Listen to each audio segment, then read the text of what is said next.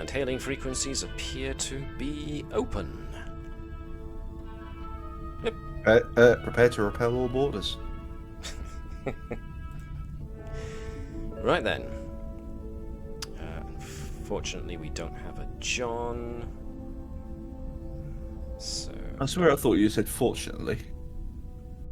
No! Yeesh. That's what I thought was odd. I was like, that'd be very uncharacteristic of you. Nope. Unfortunately, no John, but, you never know. Might be joining us in a bit. We shall see. However, everybody else appears to be here nonetheless. I've just read Library's Chief Engineer's log.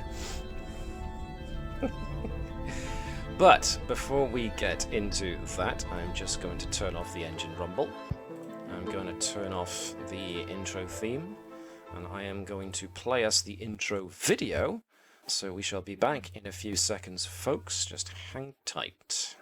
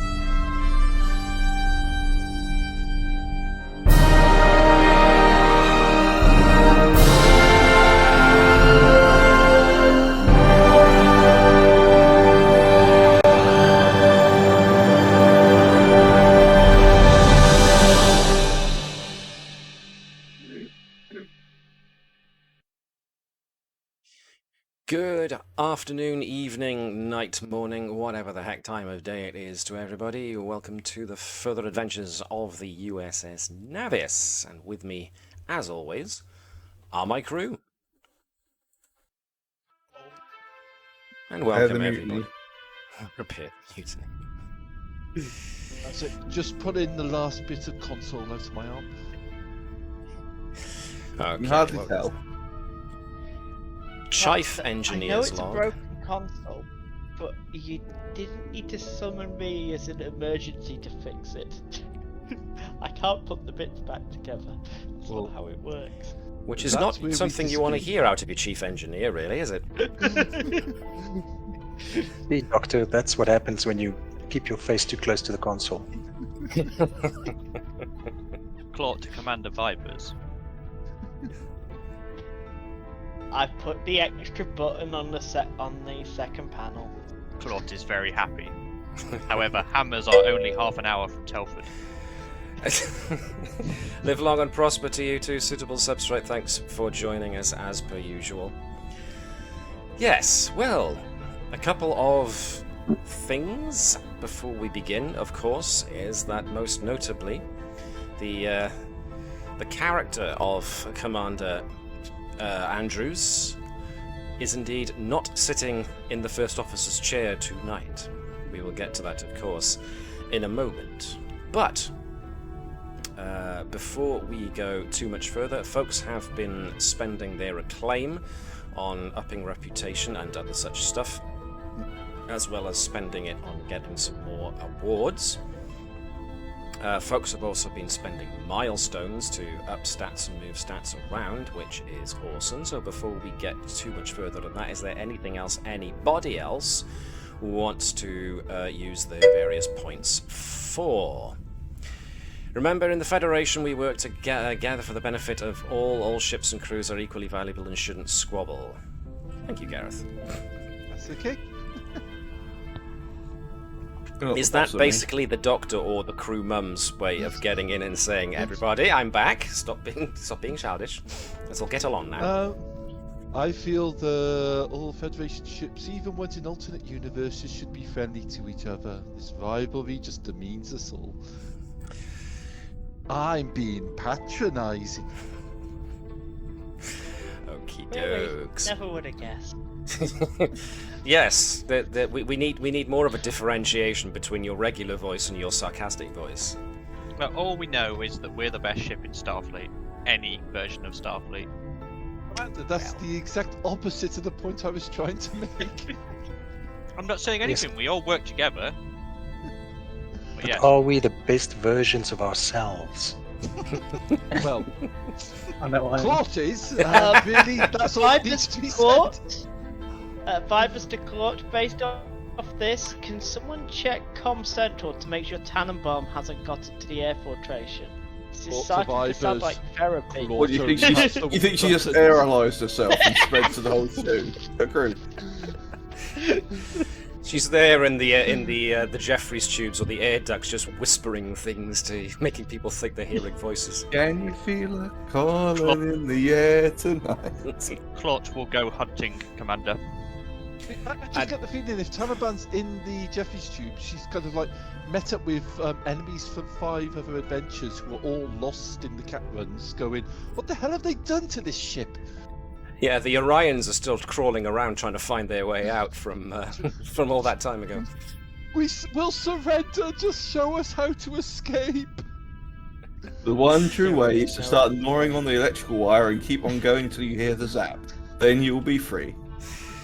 Okay, so I'm changing the story for tonight's episode then. Adventures in the ductwork, it shall be. A Star Trek version of Mario just turned up in whatever equivalent to be Mushroom Kingdom is.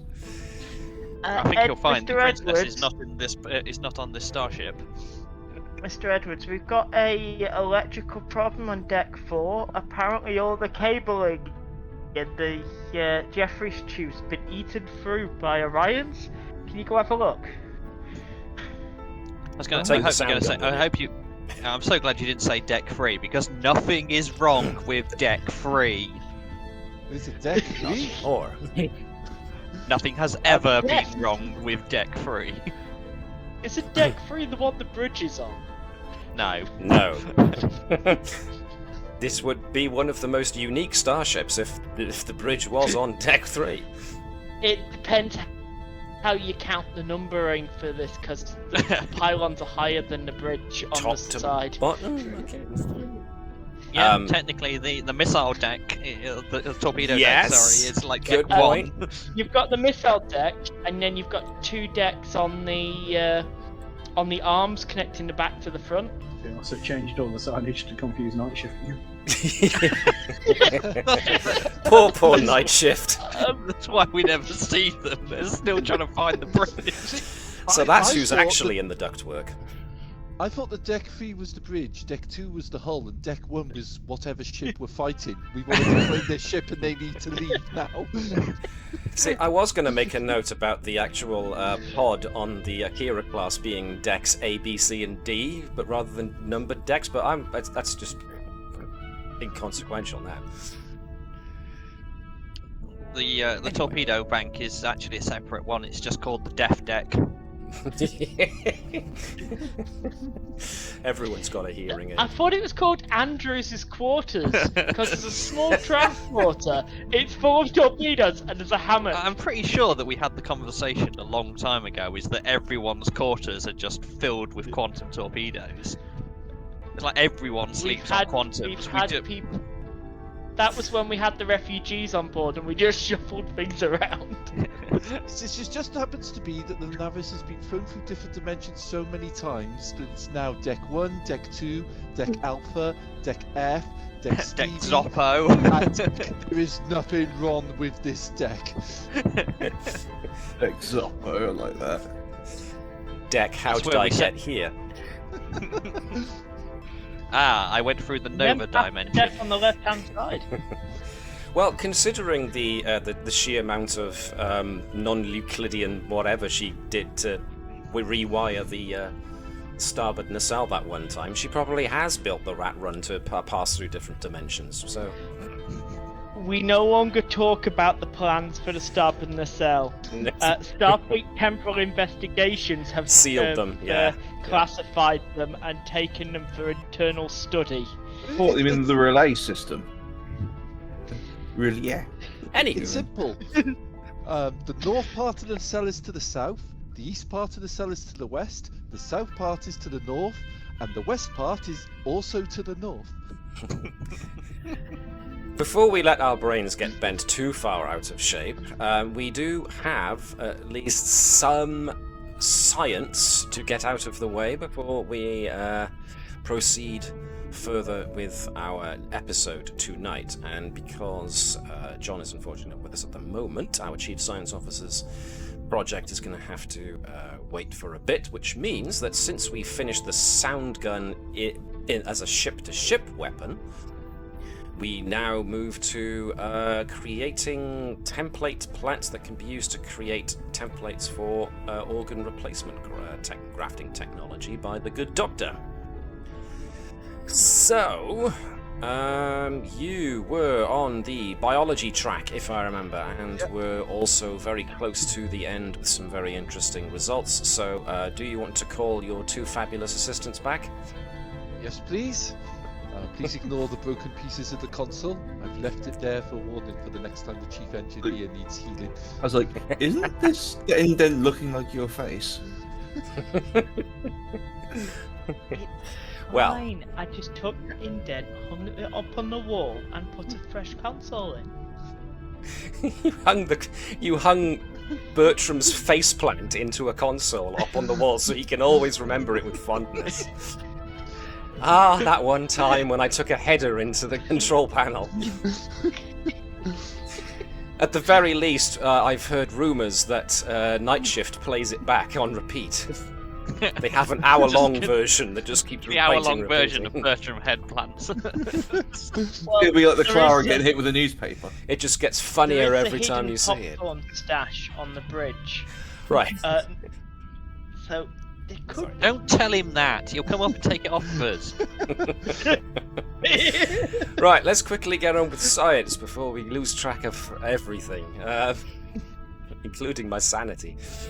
You gave that up long ago. If I wanted sanity, I wouldn't have chosen this as a job. Yes, indeed. Right then, so Fizal was biology and genetics, and Ensign Eric was botany, so she was coming in from the botanical side of things, which makes sense. Bertram was coming at this from the biology standpoint, so this is going to be Jenny with insight and science, just as before, and Fizal with insight and science, and it's going to be insight and medicine with the good doctor. Can I have Shaun being Fizal, and can I have Jan being Ensign Eric, please? And I would like you to, yes, roll your dice. One's for Eric and Fizal. Two successes already. Woohoo! Two successes from you. Botany focus count? Yes, please. Does this count as a extended task? Or is this Yes different? and no. In its own way, yes. Using the scientific method to create new devices and such is basically a form of extended task. Yes. Just because I've now got that. So when attempting an extended task, the character gains progression, one effect. We don't, as a means of trying to keep things simple, I don't tend to ask you to roll challenge dice in order to produce effects, which is why I said it's a little bit different. Right. But I will put that in mind, as we have got a total of 4 successes, which means that we have finished this particular what's the word I'm looking for? Research arc. So, you used xenobiology and botany before, and now you've used overall biology, and so far it's all looking very good. You just need one...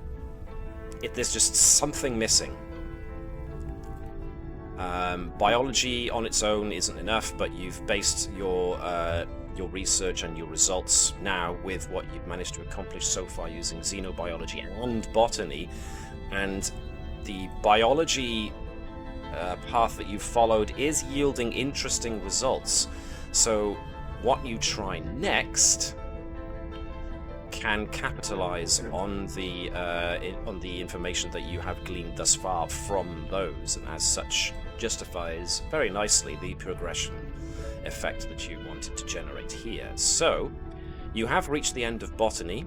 It isn't the end of this particular science project, so we reset the counter back. You've got 2 paths that you haven't tried yet. One was surgery, which makes a degree of sense.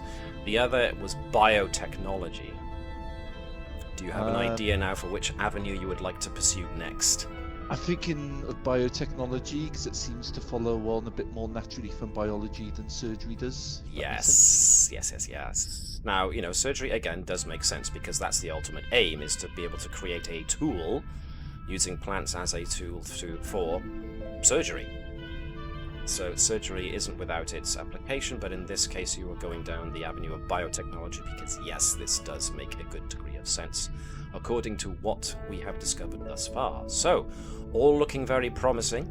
Ensign Fizal and Ensign Eric are still very keen to help if they can, but they do both realize that biotech is somewhat outside of their current expertise. They would have to brush up on it.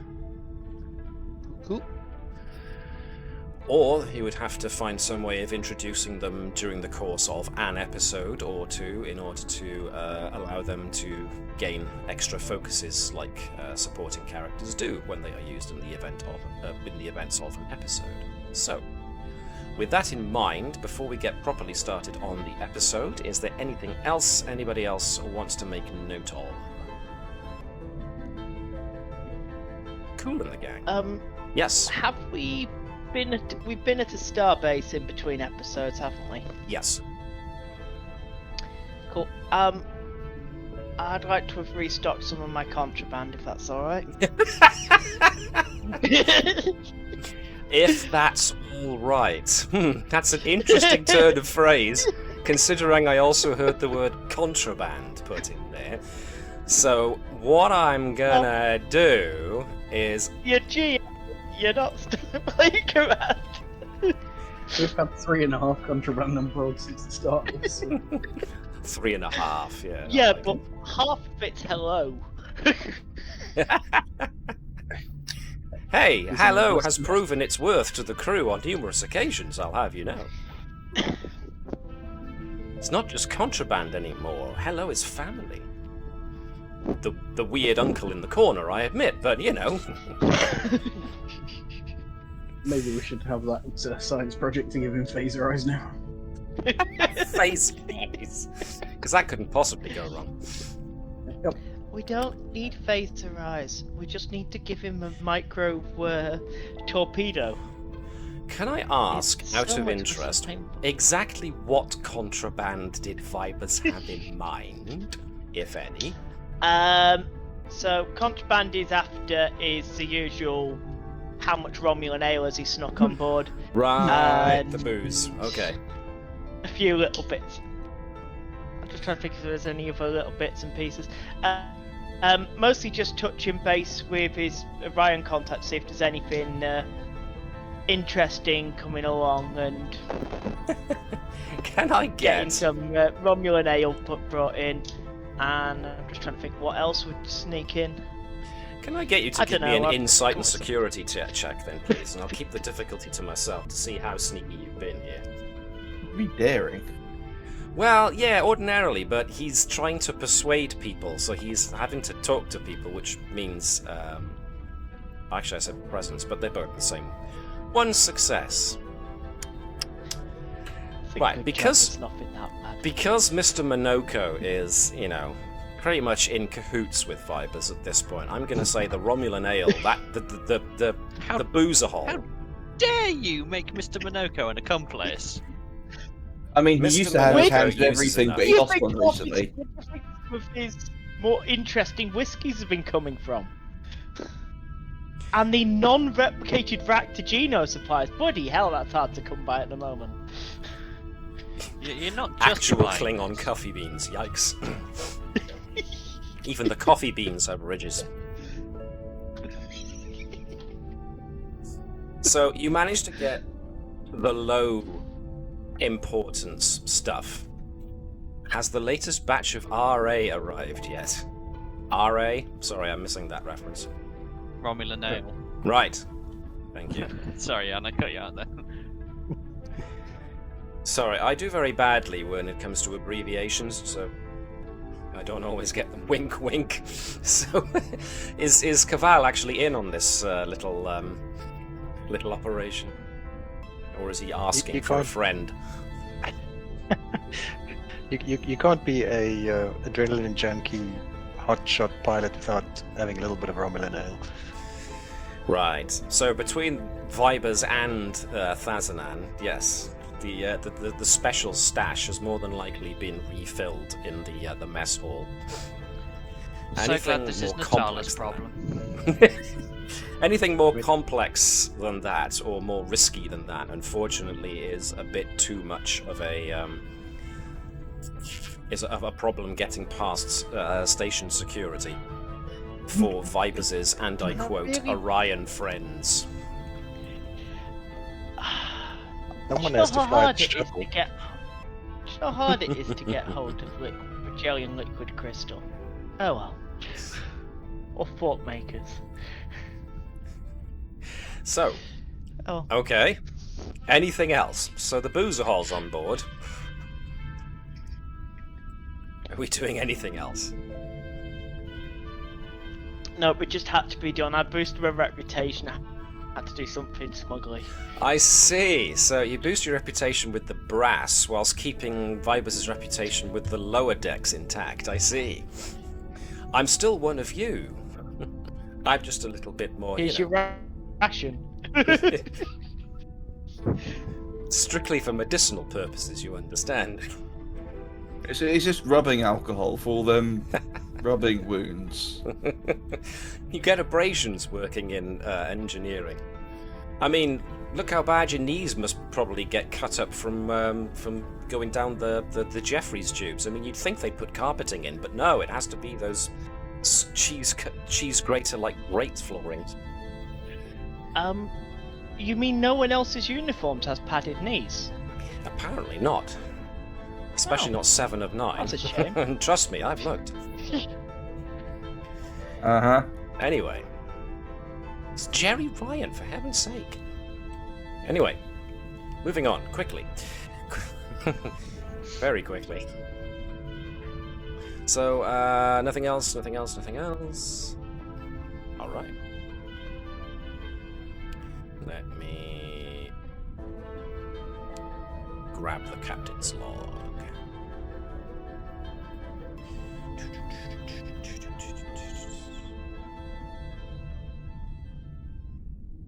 Alright. Captain's log, start date 5:05 to 6.6. The Navis has just left Starbase K7 and is heading towards the 38 Linces system to conduct patrols along the Klingon-Federation border. We have already been involved in a total of 9 engagements with the Klingons within the last standard week, and the crew are really feeling it. Our last engagement in Donatu supporting other elements of the 20th Fleet saw some very close calls, most notably a near-fatal lapse in judgment on the part of the USS Concord that could have resulted in a loss of life of all of its hands were it not for some quick thinking on the part of the USS Merlin. The Klingons, however, seem indefatigable. I don't know what's going to happen if this war keeps going, but this is starting to tax even my stamina. With my XO having requested time away for personal reasons, my second officer, Lieutenant Commander Natala, is currently filling in while we try to keep everyone focused on the task at hand. We can afford no lapses in vigilance.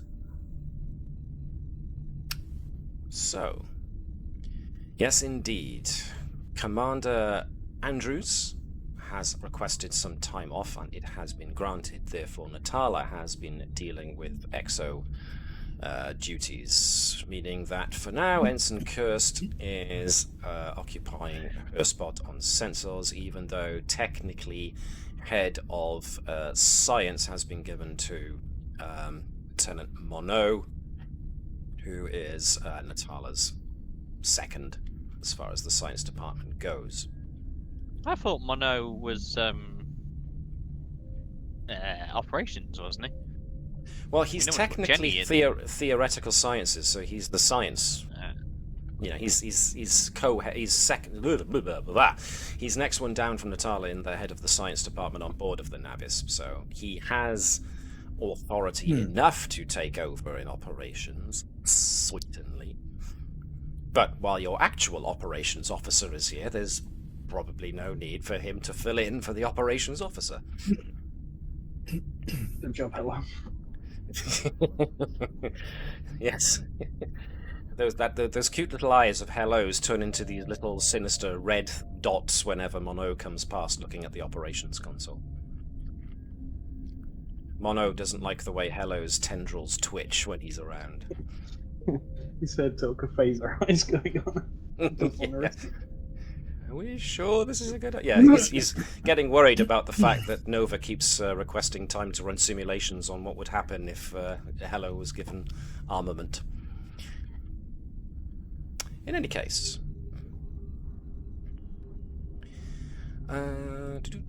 So, the Navis... Hang on a second. Thanks for overlooking me, Lieutenant Nova. I thought we were finally getting along after you stopped petting me. Aww. You absconded to science, not my problem. Absconded? Cursed was always in science. Says there, technical sciences. Can't you cats just get along? This does mean we haven't actually got an operations officer now. Then we've got like loads of scientists. Apart from Latude is like transporter chief. That's technically operations. So yeah, he's taking the role. Okie doke. Right.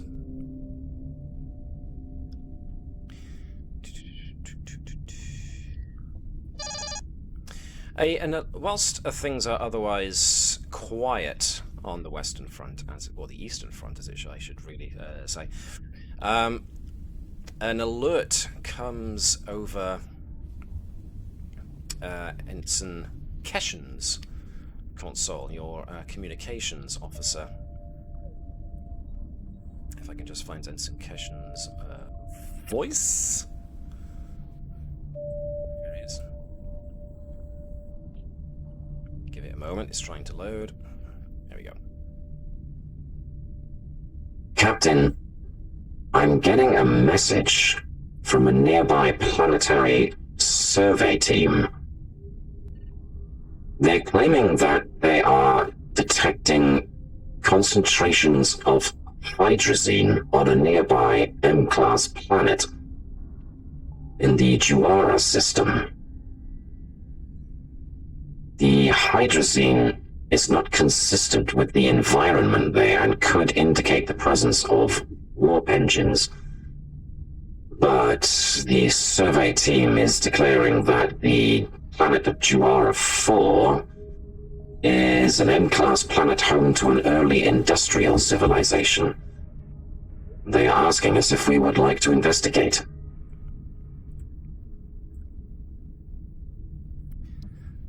Captain Ducasse, of course, is interested. Considering what we know of what the Klingons are now capable of doing, thanks to what happened last time with the Medurians, I wonder if they're trying the same thing again. Thoughts? As she offers the question to the bridge crew.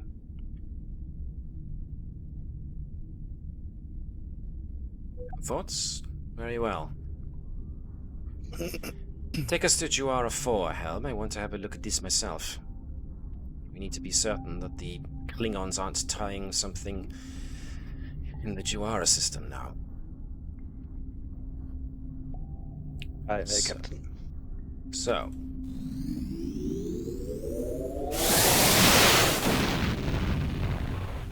Ensign Keshen sends on the captain's order, sends a communication to Starfleet saying that the Navis is redirecting itself to the Juara system. Sure enough, the ship eventually arrives in the Juara system.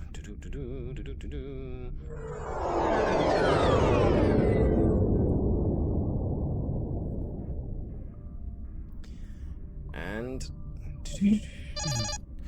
sensors do indeed indicate that there is indeed a scan showing a concentration of hydrazine on the 4th planet.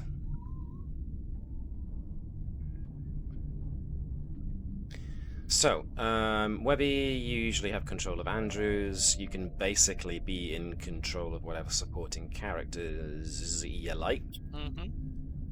Which Gonna be includes cool, you know it's gonna be Natala for the cool. moment, if you wish. Oh, Natala's in the command position, so it'd be technically cursed. Wouldn't be doing the science. Yes. It's my controller now. Mine. What would you like? So yes, what would you like to do? Controller science would be to, and sensor scan would be to scan. Yes, indeed. You can have the ship aid. So we could have. We could have Alex or Davis be the ship, depending on whether or not we want to let Davis near a dice yet. I'm On the serious. other If the ship to go wrong, I'm happy to take the ship. Cool, so this will be the ship's sensors and science. I have to say, I am very tempted to start seeing if I could put stuff into putting up the ship. So sensors and science. Don't need it. It's awesome. Shit. Well, Kirst has done very well for herself, so yeah, anything else is gravy on the boat. And I've just noticed that once again, my momentum and threat has gone. Let's just see how you do. One extra success. 14. So, nice, nice, nice. We just reload. Because that was a lot of successes over and above what you needed. Here we are, momentum. 1, 2, 3. And we got the ship rumble back. Cool. Actually, it should be the bridge ambience. So let me switch that. So, yes, Ensign Kirst can indeed detect the presence of hydrazine.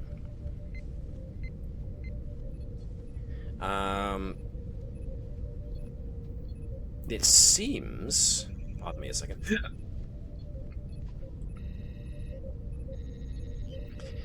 The hydrazine seems to be coming from an area not too far from one of the major settlements on the surface.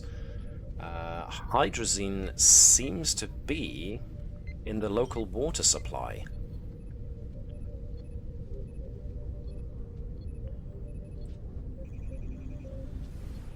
Interestingly enough.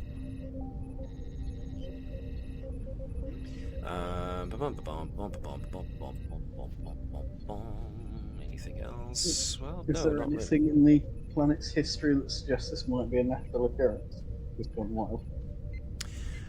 You can certainly look up the planet's history to see what's in the Starfleet database on it, which would be a simple control and science check, if you want to use the main computer.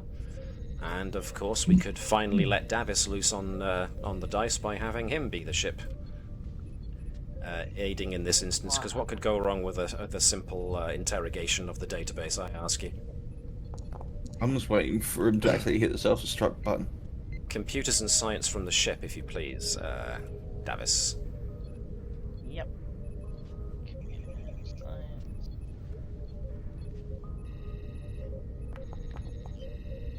Okay, so one success, which is what you needed, really.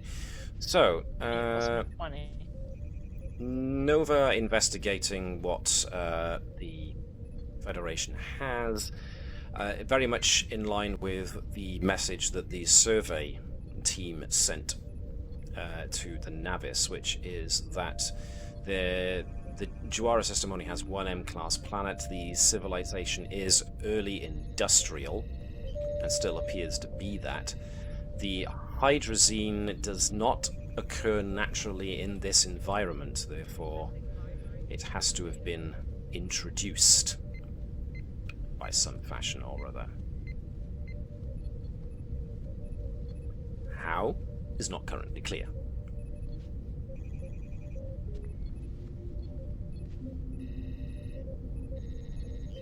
So, what would you like to do now? Locate the source, and I guess if it's in the water. From orbit, you could certainly try scans, but the easiest method of trying to trace the source of the hydrazine would be on the surface in order to try and conduct tests of the surface water.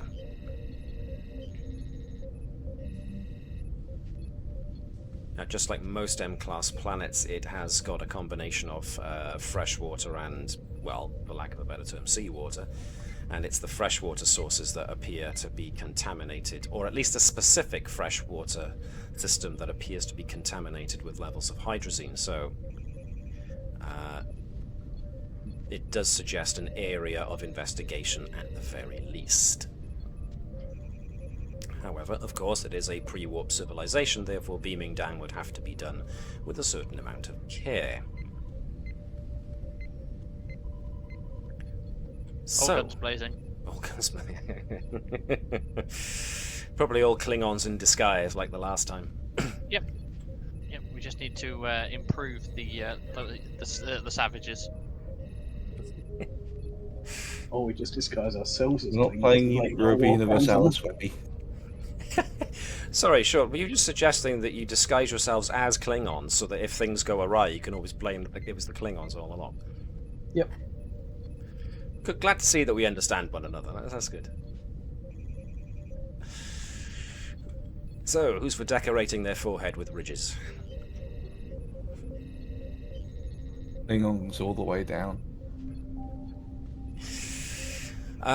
So Captain Ducasse, a more thorough investigation would probably be needed, which suggests an away team. And since my CO at the moment is Natala, who also coincidentally was head of sciences, this would suggest a scientific expedition. Commander Natala, put your team together. So, needless to say, since John is not currently with us to be... Thank you, Gareth. It wasn't just me that thought of Klingons in disguise. Same here. I was thinking of, like, the Transformers. Navis. Is it the Navis? Klingons in disguise. The fact that you are being Klingons better than the Klingons are being Klingons so far says a lot.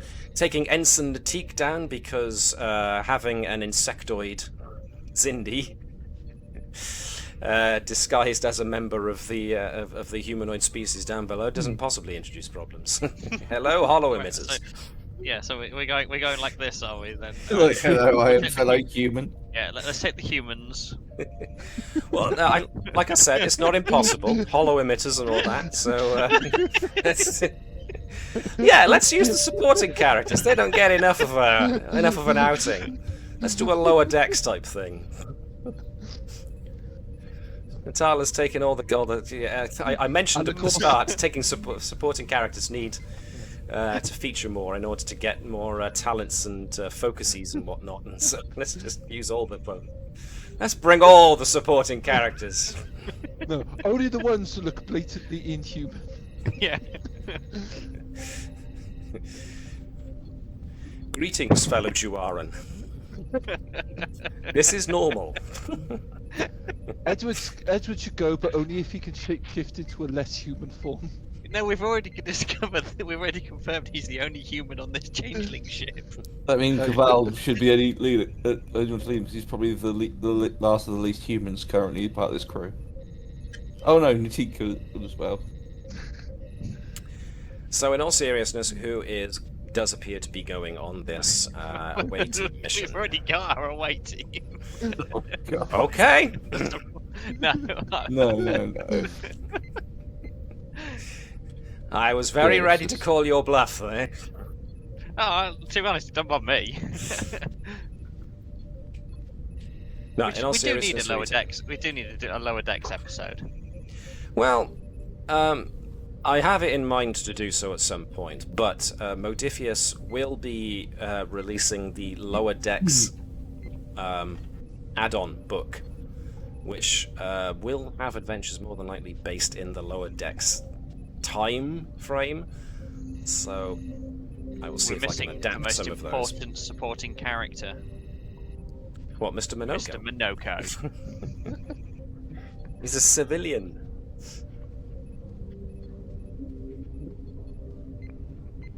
Technically, he could go, but there is. No, you know what? I'm not gonna reveal that one piece of information I was about to. I'm gonna keep that to Insurance myself. issue if we send down civilians. It's secretly Tenenbaum in disguise this whole time. How dare you even suggest that Mr. Minoko is Tannenbaum? Hey, everyone, heck of a twist. That's why he loses the extra arm, didn't bother him. That makes no Indeed. sense. I'm pretty sure a human losing an arm would be like, Yeah, oh my but- god, my arm. I'm suggesting that the Mr. one that Minoko was has lost was 3, already remember? fake. Yes. Yeah, I know Mr. Minoko's got 3, but still, it's like a human losing an arm, just like, that really hurt. Because humans have 3 arms, right? Anyway, moving swiftly on, can we get a final note on who actually does comprise the away team? Bearing in mind you are going down to a planet to try and avoid, I hope, problems with the Prime Directive, but you are going into an unknown situation and it is going to be a scientific investigation of sorts, so, you know, go with who makes sense. Edward's cultural studies might be useful. Yes, indeed. Nova's always a good choice because she's our empath. Mm-hmm. Agreed. Ensign Lenny is just going to sit there in the councillor's chair, superfluous to events, hoping against hope that Commander Thazanan decides to go down on this mission just so he can sit in the helm chair one more time. Bravo security, because Vibe Yep. doesn't want to have to talk biology.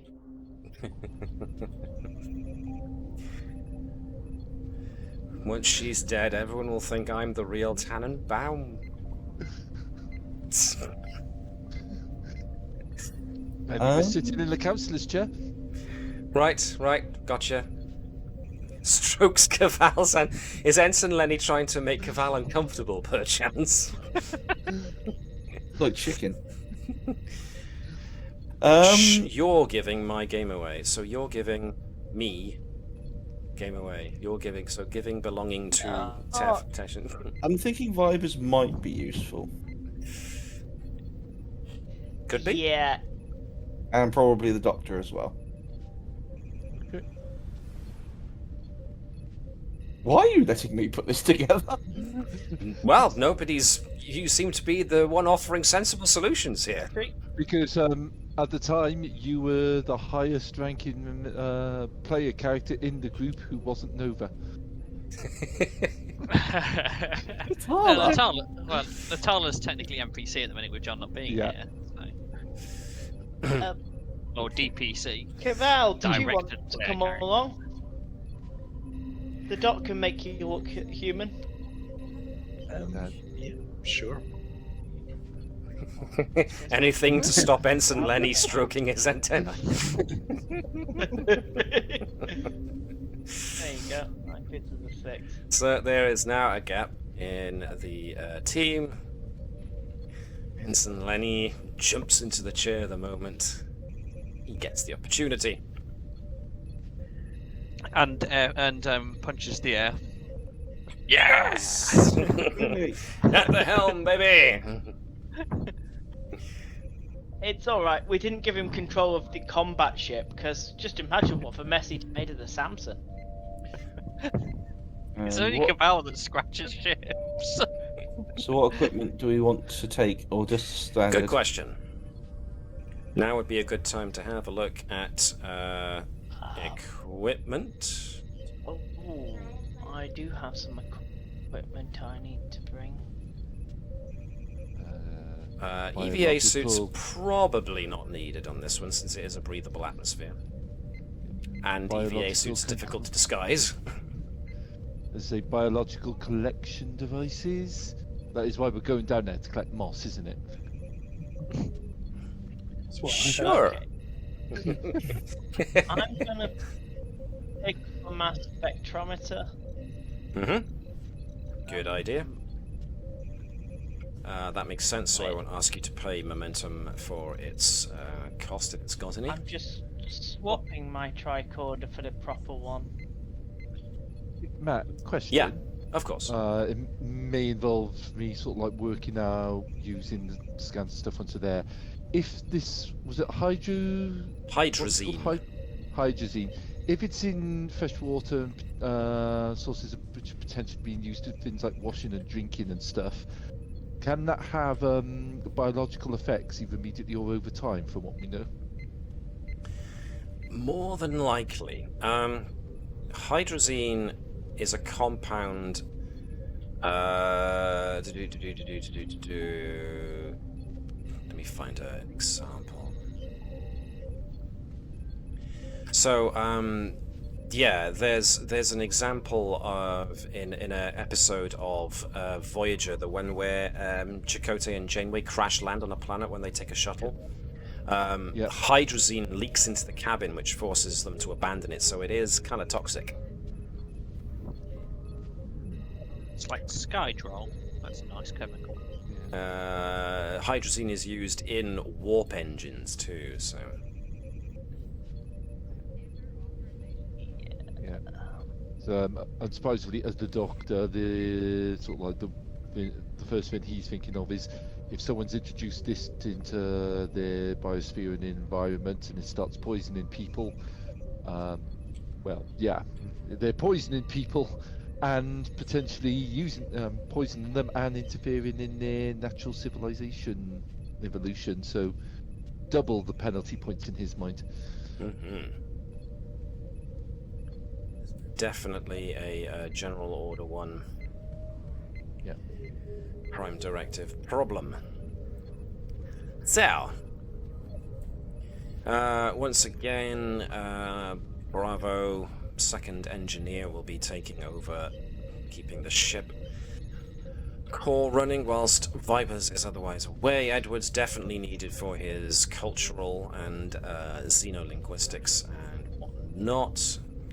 Natala because of the science, Nova because all that. Cursed is coming along Edwards, due to... make sure you bring your sonic weapon.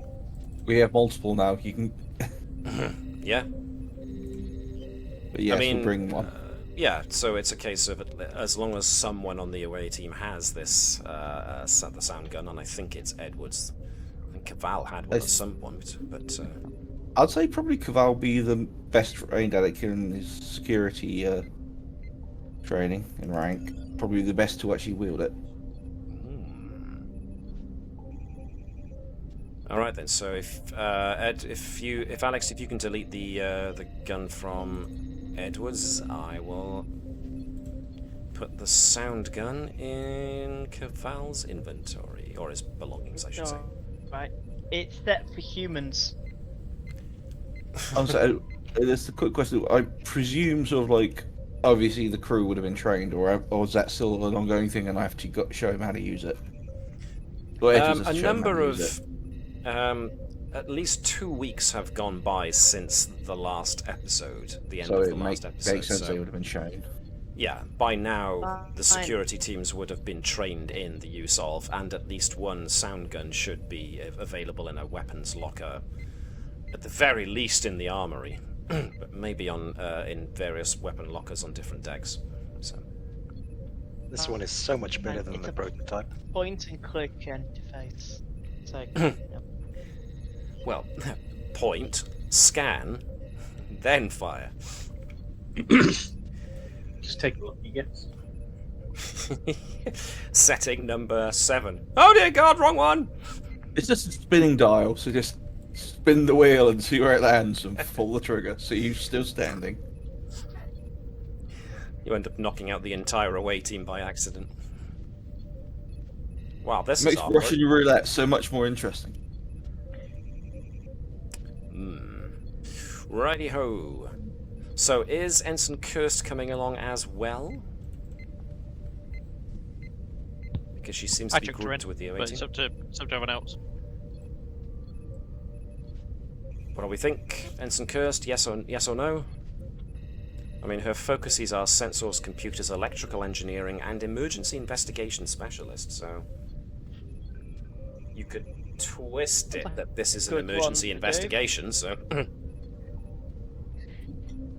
We're looking for a potential crashed vessel.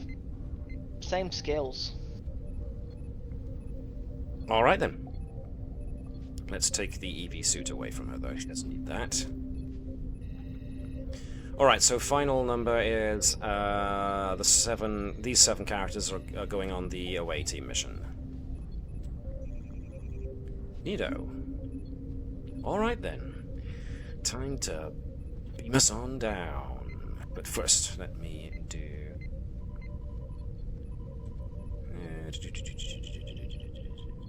Okay, cool.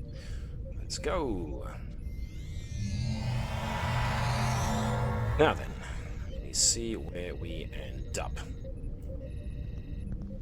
You obviously want to be a bit far away from folks' prying eyes. So let's land you... Yeah, it would do nicely. Directly in someone's house. And then just come out, stun gun blazing. Nothing happens, so I'm going to try that again. Here we go. And paste. Cool.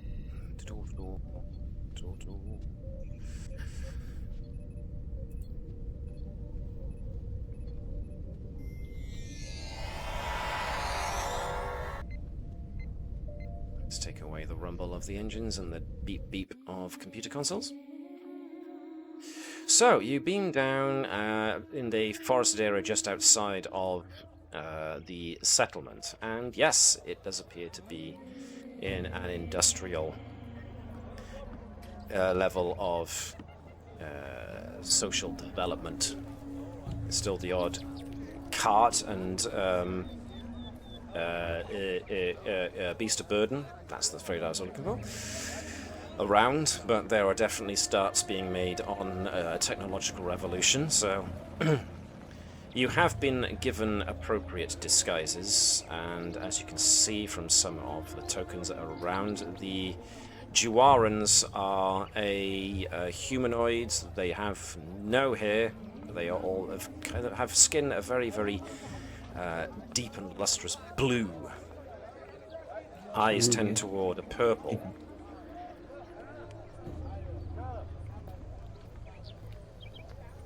And you have managed to land on the outskirts, or the very, very close outskirts of their main settlement. So, what would you like to do?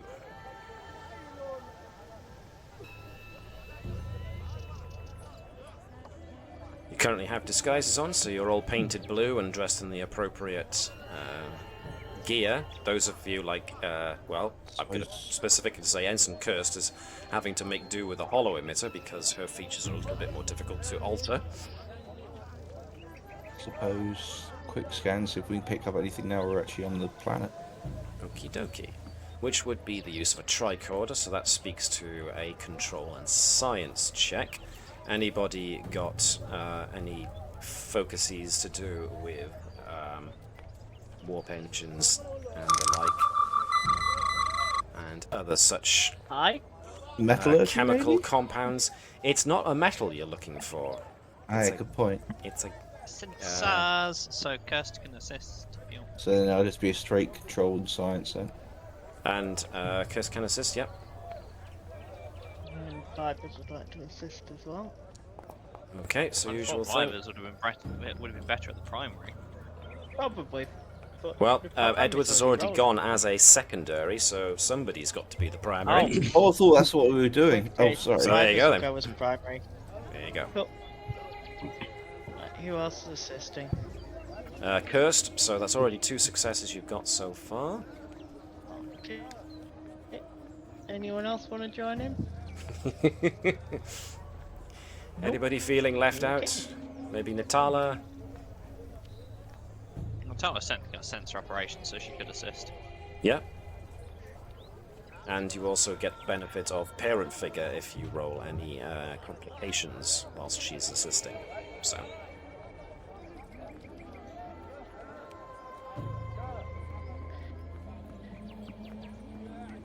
Webby, do you want to do the honours then if Natala's assisting? No, you can do, if no one else wants to take it.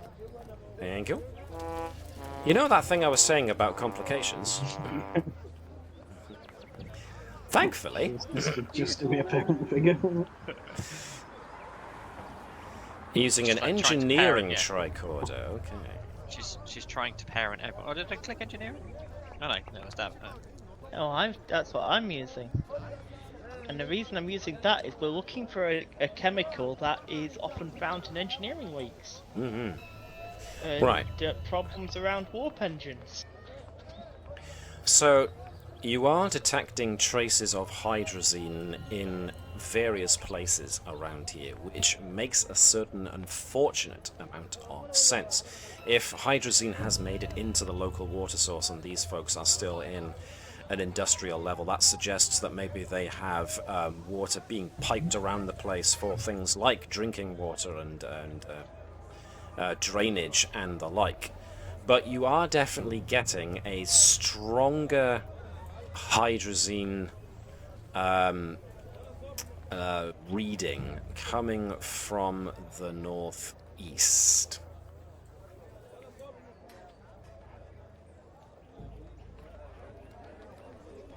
So, I suppose time to approach and try and look as nonchalant as we can. Commander, looks like we need to head towards the northeast.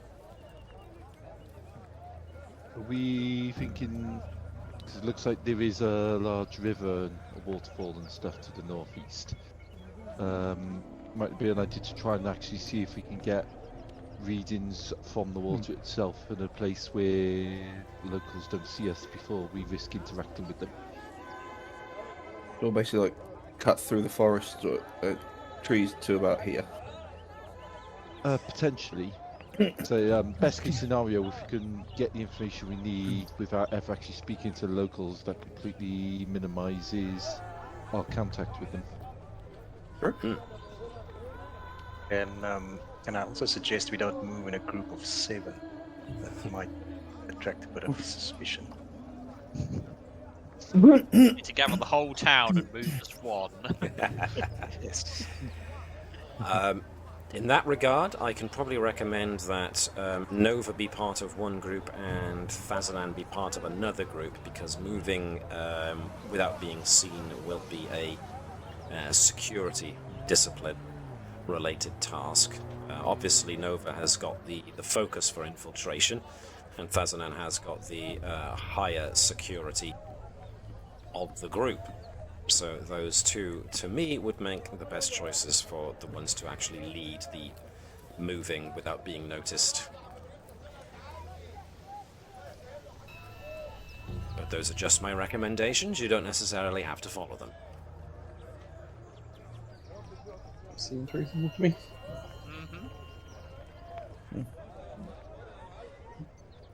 So, split yourselves into whichever groups you think.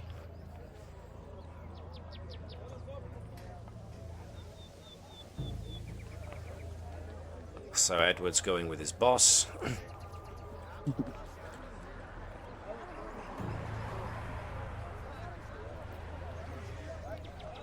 Cursed because cats of a... I was going to say cats of a feather have to stick together, but you know, cats like feathers and therefore stick together. There we go, that works better. Cats of a feather stick together. Cats of a feather are biological curiosities. Attempted Clouder. So it looks like we've got Natala, Nova, Cursed, and the other. So the girls and the guys. Interesting. Yeah. Natala's learnt from experience not to let Nova out on her own. Andrew's left strict instructions. Follow her. That was it. That was all the message Vipers was. have gone. Nova's in that group. I'm going in the Other one. If you need to activate the electroshock chip in her skull, here's the code. I No, think you you'll don't find. put an He's electroshock upset. chip in Nova's skull. She'd tweak it. It would explode. Alex is the one that's obsessed with causing like grievous bodily harm to other people. I'm like, Now, I think, That's you know why what? he's I think the infiltrated Dominion this War is plot. going to take a This very and the different opinion Turtles on comment. this. Yeah, they're sort of like the Dominion are going to, the Changelings are going to avoid humans now. It's like barbaric. one hesitates to make this cross-franchise link, but for some reason, as soon as you made mention of giving Nova some kind of brain chip to try and, maybe explode her head or give her electroshock whenever she misbehaves, my brain immediately went to the South Park movie with Eric Cartman and his anti-swearing chip that gave him ultimate power. I actually went with the Simpsons episode where Homer ended up working for Walmart, where they slipped it in on his physical. But yeah, because like Davis suggested, giving Nova something like that, a bionic to link to her brain, would be giving her way too much ability to monkey with it. And who knows what she might end up doing. Nonetheless, two groups have been formed. Natala's probably...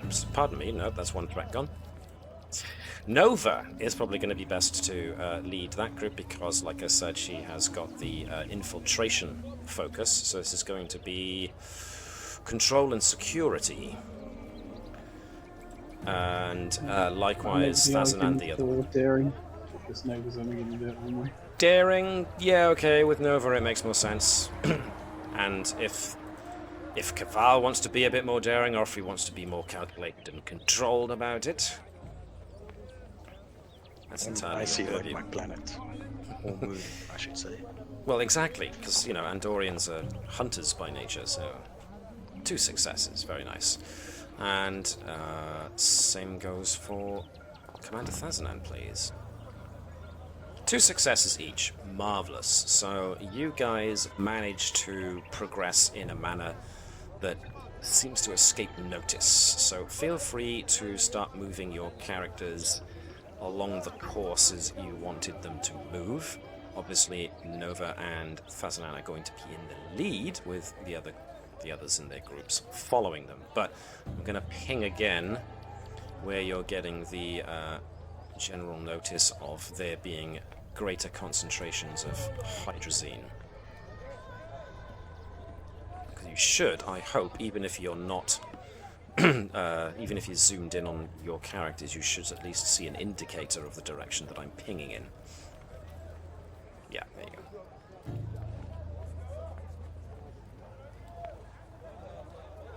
So Edwards is being left behind a little bit. Keep up, Double O Edwards. It's just Double? because I couldn't move him. Double O Edwards. Yep, 2 zeros. I can't move the changeling. Yeah, we've still never been given access to the Changeling character sheet. I can move everyone else apart from Keval. Interesting. No, it's because Ivor started up as publicly owned after we swapped to get Navis, and Bertram went to publicly owned when Gareth was off 1 week. Yep. Jan's never missed a session. I have. It's a myth that I haven't. We spent that session piloting, so... Right, getting closer to some water now, so I'm just gonna... What's this bit? Here, I didn't expect this. Where's what bit? Sorry, pardon, I didn't see what you were referring to. What's what bit, Shaun? If you can ping it for me. Pinging doesn't seem to be working. But Okay, no, I got you. Click and hold. This Yeah, bit, click and hold. Yeah, left click and hold and it should go bing, bing, bing, bing. That's a rise. So this suggests this area is elevated terrain. So if you're down here where you're at, you're probably going to have to take this path to get to that section.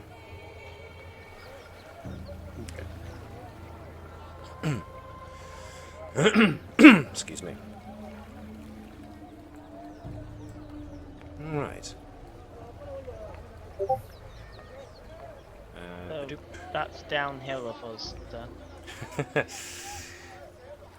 Ah, yes, of course. Modiphius' own Star Trek stream starts at 8 in the evening. Yeah, we're better. Well, I wasn't going Yeah, to we say have Claude. nothing, but yeah, we have Claude, so... No one else have Claude. Exactly. So. Is that as wrecked as it looks? King, what you're looking at? That. Yeah.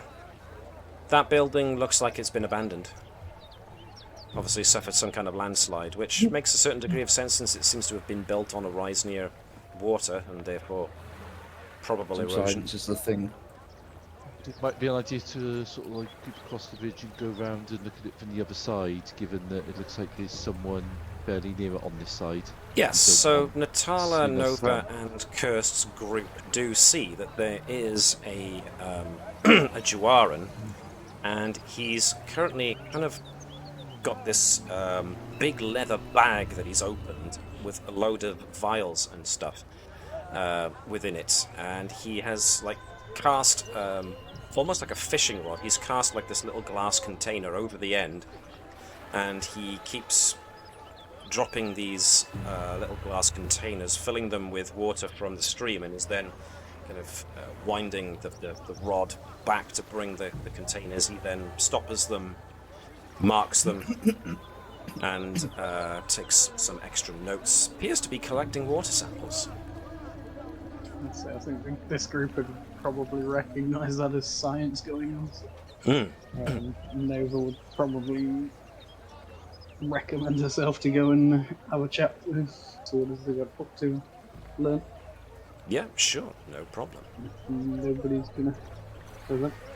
Natala, I don't know. Natala is actually, being a Denobulan, is quite sociable, so she'd probably recommend to at least back Nova up as well. So. Testing supervisors. Yeah, but there are points where in the past Natala, no, that's another threat gone, boink, has also been one of the ones to aid in diplomatic and contact and whatnot. So that probably means that Kirst would have to come along as well, because otherwise it would look suspicious if she was just hanging back there. As for the other guys, you are free to make your way around or stop and watch to see the other group. Whatever you want to do. But yes, the man taking samples, as he puts another sample container in the bottle. Yes, nice day for fishing. He turns around and goes, "Oh, I'm terribly sorry, I didn't see you there." No, I'm afraid I'm not fishing. A little more serious than that, I'm afraid. Oh, I'm What seems sorry. to be the problem? The local magistrate has tasked me with finding out why people are getting sick, and well, I'm practically the only actual scientist in the entire town, so most of the other folks are just concentrated more on keeping the local industry going. But I don't know, what's industry without a little innovation, I ask you? What is innovation without science? Agree. Exactly. We've got to push those boundaries and draw things further. Which is why I've been trying to look into why people have been getting sick, and my only the only point of commonality I can find so far is that we've all been drinking the same water. So I've been taking samples for the last couple of days in order to try and see if I can determine what might be causing the sickness, but so far I'm not entirely certain. No common particulates or anything unusual compared to a normal sample? Particulates? Suggesting that there are numerous small parts of something that could be putting themselves within the water supply. I suppose so. Floating. Actually, that's too close. I suppose so. Has this started developing more over a recent period of time? Has it been getting worse over the last few days? Who's this talking, Webby? I think cursed. I'll be playing. Oh yeah, I think cursed more. Yes. Either Okay. isn't good to Yeah, me. or either. Yeah. Assume both that I'm science. speaking into as both at At the same time. They are. One side of your mouth for each. We are one. Okay, cool. What was the question? Sorry, I've forgotten it. So have you, has there been an increase in sickness? An increase in sickness. Yeah, over the last few days. Unfortunately, yes, and it's getting more and more serious. More and more people are falling ill, and I don't have anything to tell the magistrate that can possibly be responsible for it. If I don't come up with a solution soon, the magistrate's going to call someone else in, and dare I say it, I hate to sound a bit big-headed here, but there are very few people in this area that are quite as accomplished as I in the field of local sciences. Anyone else might make a bodge job of it. Unfortunately, I can't put my fingers on what might be causing this. Nothing I've come across before suggests something new, maybe, but none of the other scientists in the nearby towns have answered my letters with anything that suggests they have any idea either, and none of their people are getting sick. It suggests something local to this place, but I can't for the life of me say I can find it. I'm sorry, strangers coming to our town and being bothered by a fellow like myself. I'm very sorry. It's probably not your concern, really. But if you do go travelling back to your town, or you go to another nearby town, perhaps you could put in a good word for us for some of their doctors might want to visit and see if they can do anything. Because quite frankly, I'm at my wit's end at this juncture.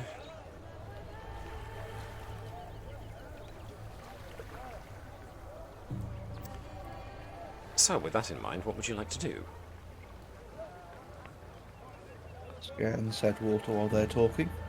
Alright, so you guys are all the way over here. So, yes, you can scan the water while they're talking. Again, this is going to be, because this is biology now. That being said, it's not biology, it's you're scanning the water. So it's control... wrong teeth in, sorry, excuse me. Sounds like control and science to me. I'm not sure if any of you have got any applicable... Again... Oh, it's metallurgy rather than mineralogy, so... Yes, nobody really has any focuses that would suggest themselves, so let's just go with whatever. Edwards is taking the lead on this one, apparently, and gets one success. Okay, there are definite traces of hydrazine in the water. Now, the fact that you had readings from over here, where the other guys are, and you're getting readings here, suggests that since the water is flowing from here and then travels in this direction, as the waterfall suggests, there are no obvious sources at this point where the hydrazine could be coming from, but it definitely appears to be in this water source. Just checking, is that kind of sort of like little tunnel channel fault filmaging there actually there, or is that just part of the background? Yep, looks like a cave. It is what I'd say, sort of like go up to basically by here a little way beyond it and scan here in case something is coming out of this thing here. Sure. And it's just trying to actually narrow down our search vector. Sure.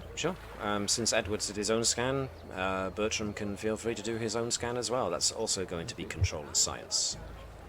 Okay. Splish, splash, splish, splash. Nope. Sorry, I get sorry, what you were trying to do. yeah. It's fine. It's fine. I'm being Splish, pedantic. It's splash, fine. having a bath.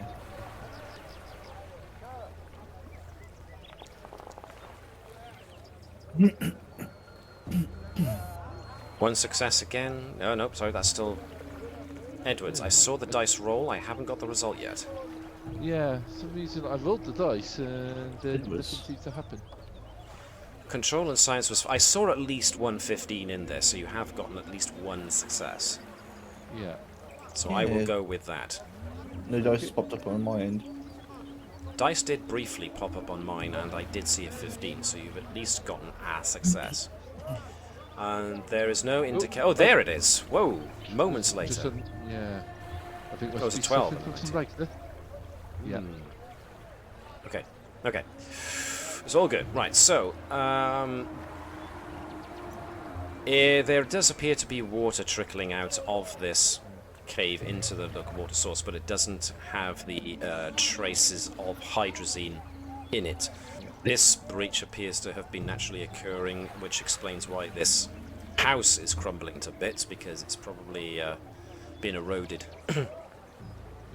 through water, if not an actual cave system naturally occurring beneath it anyway. But the hydrazine is definitely in the water that's coming this way, where I'm pinging. And any water coming out of that small cave does not have hydrazine laced into it. Okay, so that would indicate the source of this hydrazine is coming from basically further to the east of this map. West-ish, yes. Yeah, west, sorry. Got that wrongly round. I had a feeling that's what you meant, but again, pedantic. But yes, you Can are we entirely ask correct. Can we ask the Navis to look for any kind of dams or reservoirs further upstream? Yes, you can. So let's knock ourselves back to the bridge for a moment. Obviously the center guys are unavailable, but we've always got Lieutenant Monod, or Claude, or Hello, who can give us a task check to try and see if they can find something. Who would you like to volunteer for it? I mean, Monod doesn't have any focuses to do with sensors or anything like that. Hello doesn't really either. Mostly tech computing based.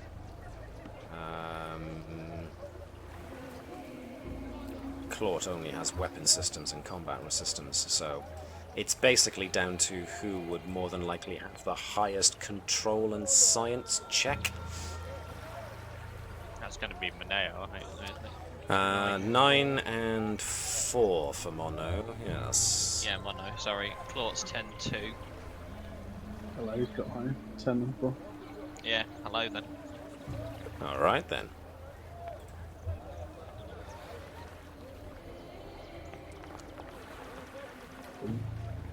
Three successes, my goodness. Woof, nice. So, what was the question you were looking for? Any traces of? Large water reservoirs or dams further upstream. Something in which a ship could hide. Alright then. That's alright. what I was thinking in the back of my head. Cool. Alright, let's see.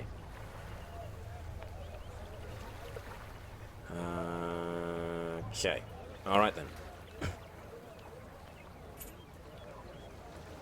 This unit has detected what it believes to be a excuse me, sorry. Wow, that was The the machine worst eat- time. That was the worst timed throat stick ever. Get, I'm requesting his human impersonation. get Oh, hello dear. a cup of water.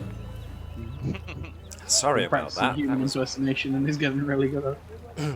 Yes, sorry. Right, yeah. Let me try that again. And hopefully my voice won't jam this time. This unit has detected a water source that attaches to the current river system that the away team are investigating. However, this unit is also detecting a metallic object not far from the confluence of streams, which could suggest perhaps a crashed vessel.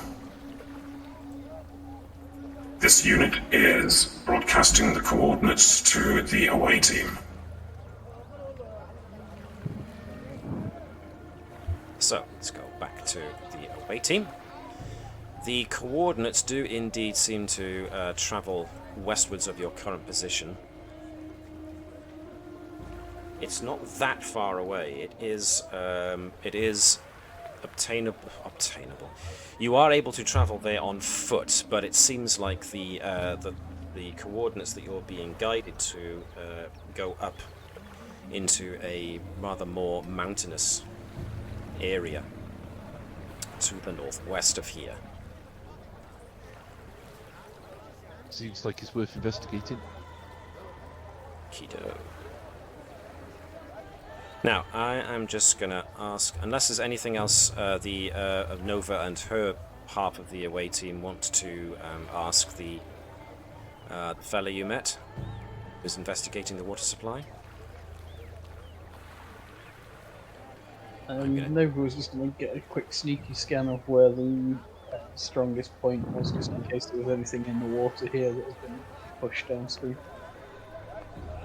If she does find something, she was going to direct them to it, away from it, depending on what it is.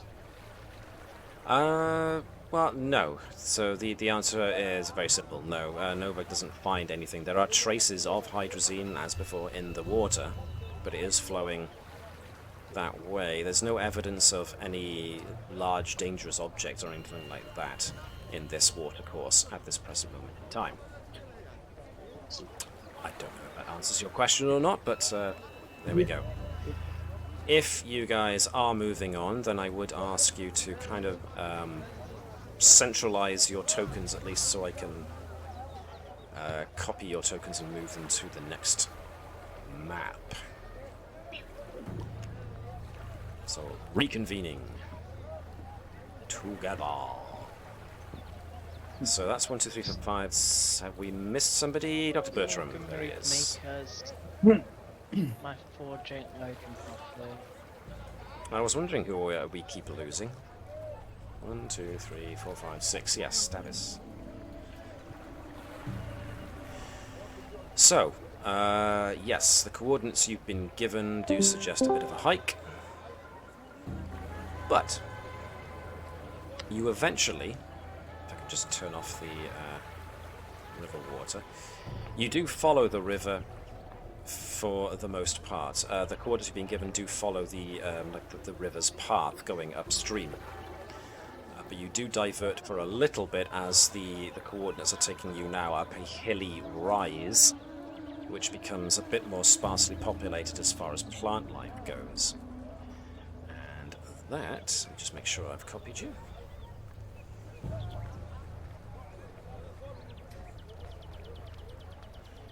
Is when we find ourselves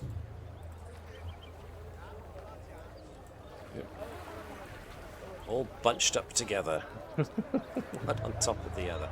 There we are. 1, 2, 3, 4, 5, 6, 7. You come to a point where the rise that you're looking down is. Where's Keval? Trying to reconnect. I think I got disconnected.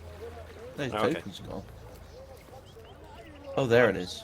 The map's not changed for me. So It hasn't changed yet. No, I'm trying to. Right, that's the one I want. As you, well, I'll let you see for yourselves.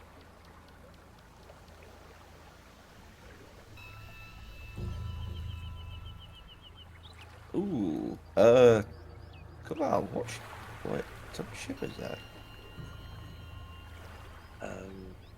If my map loads, I can try and tell you. Yeah, I see that you are still stuck, so we'll give you a couple of seconds to load. It is being a bit on the lax side tonight, it seems. We're having trouble. I mean, Davis is having trouble too. Who's having trouble in total? Mine's loaded now, so okay. Yeah. Yeah, and still not loaded in, so we'll see. And here comes Navis. Yeah. I'm reloading. There we go. Although Davis is still on deck 1, the bridge, apparently. According to this. So as you crest a rise, you can definitely see something has carved a large furrow in the terrain, and it doesn't take you long to see that there is a ship. A small ship, but a ship nonetheless, that seems to have crash-landed here.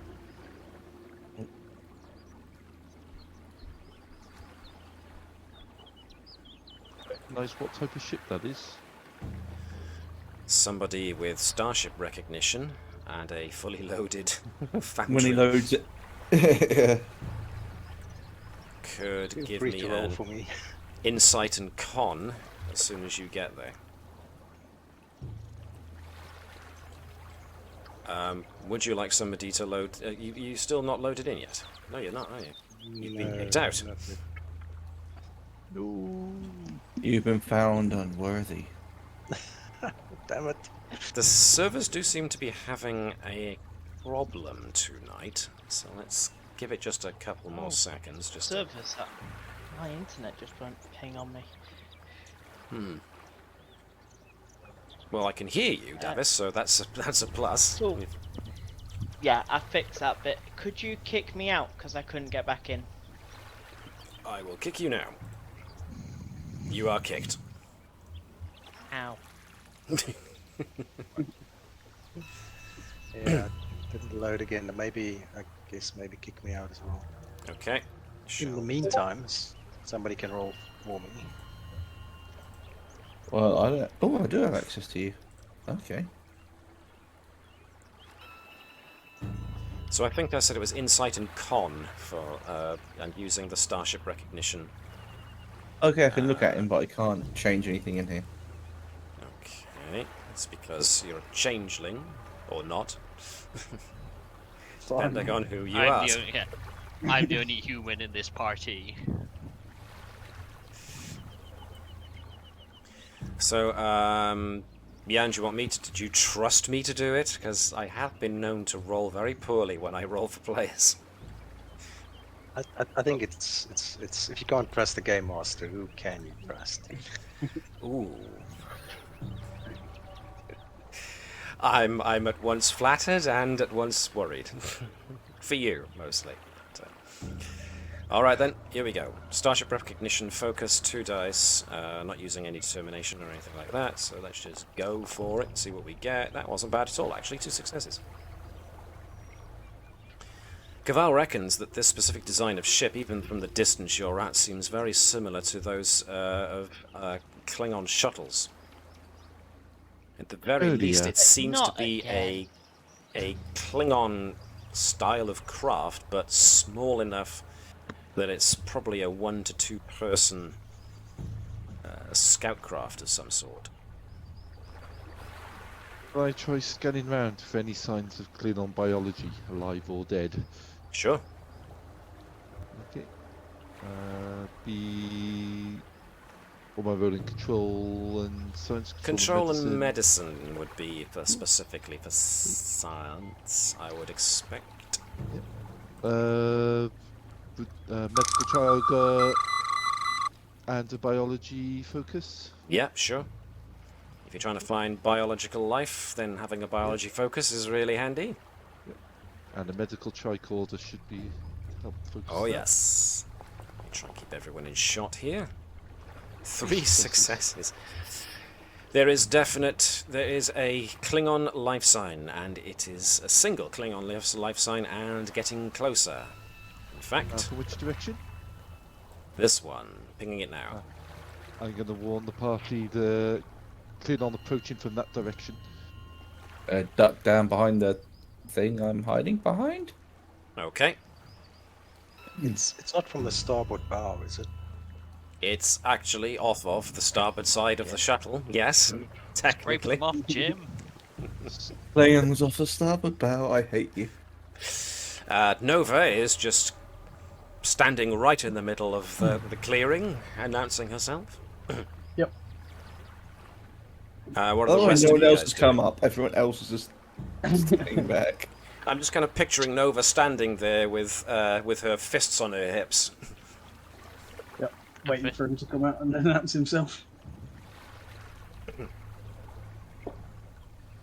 So, Kirst has gone by there, Bertram's gone by there. What about Natala, Thazanan, and Vibers? Even though technically neither of those players are technically in the system at the moment, Someone unfortunately. put me somewhere appropriate.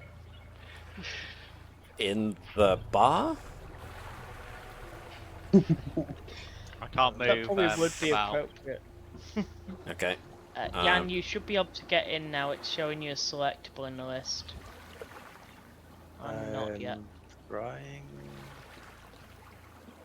But Keval will position himself so that he can do a scan with his sound gun. Ooh. Alright. Oh, it's Klingon. It's reasonable just to set it to Klingon. Yes, exactly. Oh, Okay. in that case, Klingon it is. Tune the gun to Klingon, and that's when... Whoopsie-daisy, I don't know what happened there. Come back.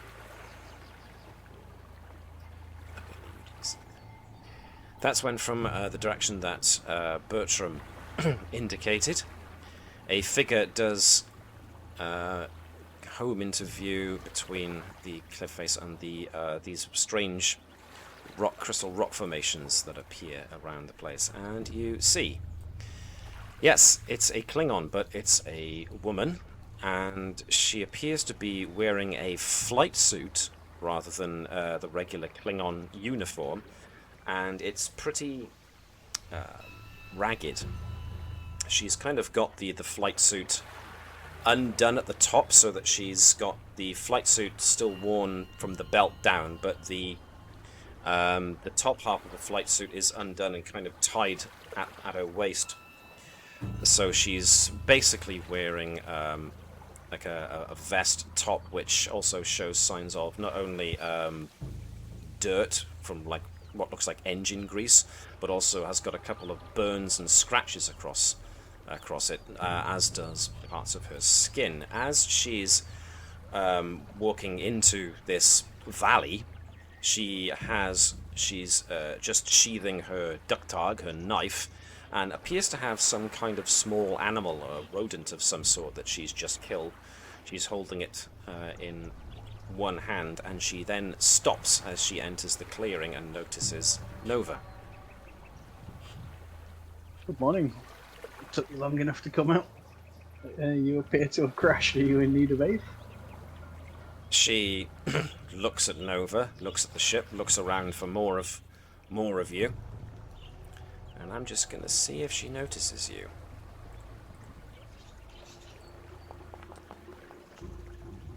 Yep.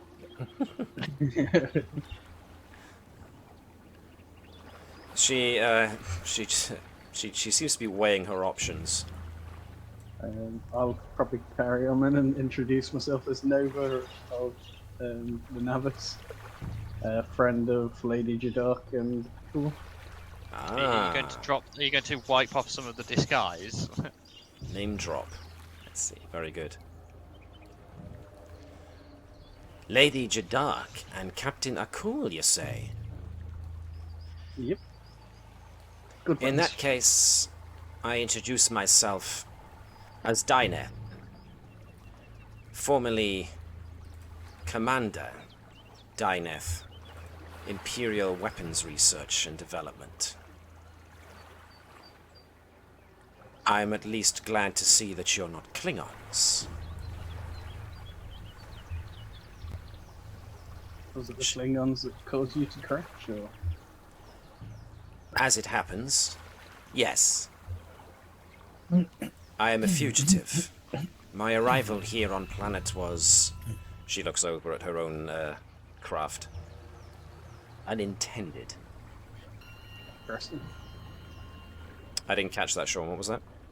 Never just look at it and say it looks interesting. Interesting? Yes. A total bloody mess is what I would call it.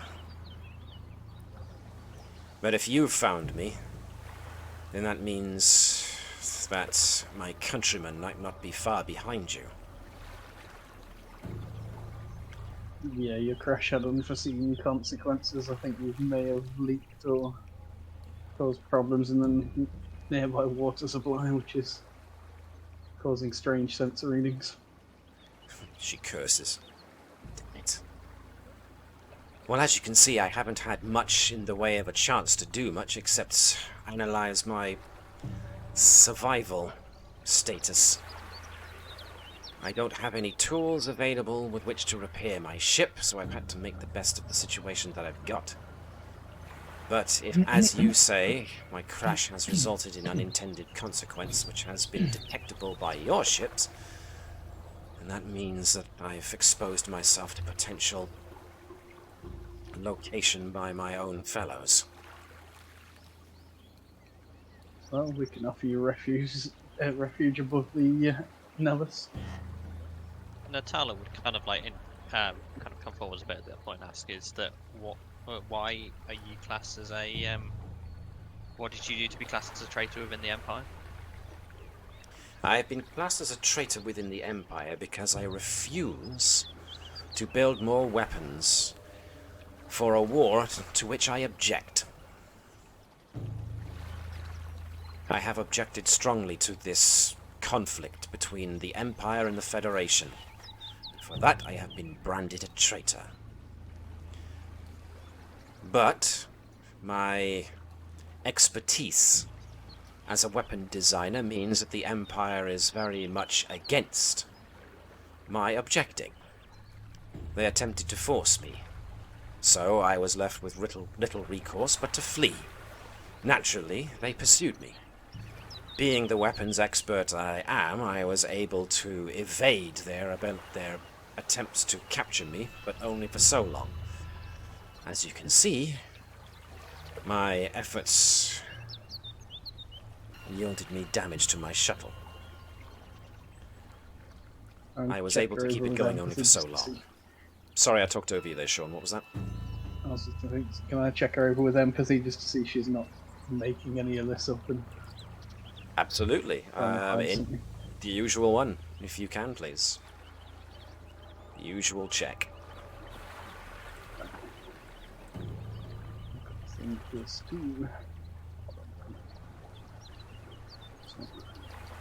Cochrane, I can also kill you with my brain. Yep.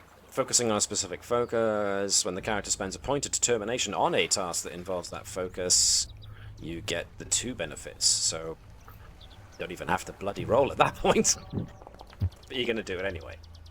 That's not just 3, that's... Blimey, that's 5. She is absolutely earnest. She is not attempting to disguise her thoughts or her emotions at all. She's...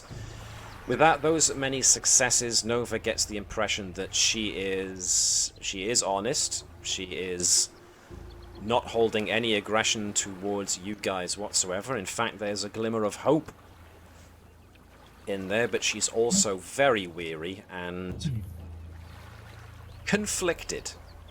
The confliction is obvious. She's now having to run from her own kind. So you get the definite emotional sense that she's a woman of honor, and she's being totally forthright and honest about her intentions. She objects to the war and doesn't want any more part in it.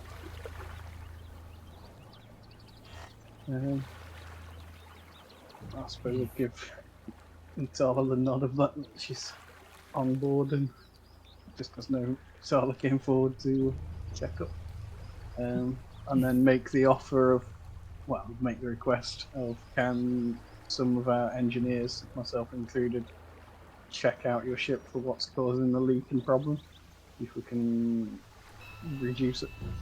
Absolutely. Perhaps it would be worthwhile actually beaming the ship directly to the shuttle bay. if we can put a patch on it before it goes up, it might not be. Yes, at the That's moment it is problematic. leaking hydrazine, so yes, dealing with that before it gets beamed to the ship would probably be the better idea because of, toxic spill and whatnot. So it could probably do with a bit of patching up first. Dyneth herself looks like she's suffered a couple of minor injuries here and there, but with Klingons, who knows?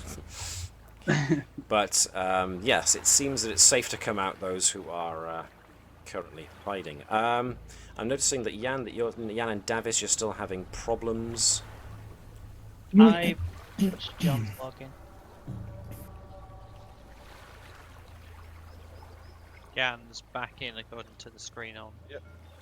It's lying. Well, you're in the list of players. You haven't loaded into the map. So yeah, Alex is gone again. So there appears to be server issues going on tonight, I think, for which I can only apologise, but it's outside of my control.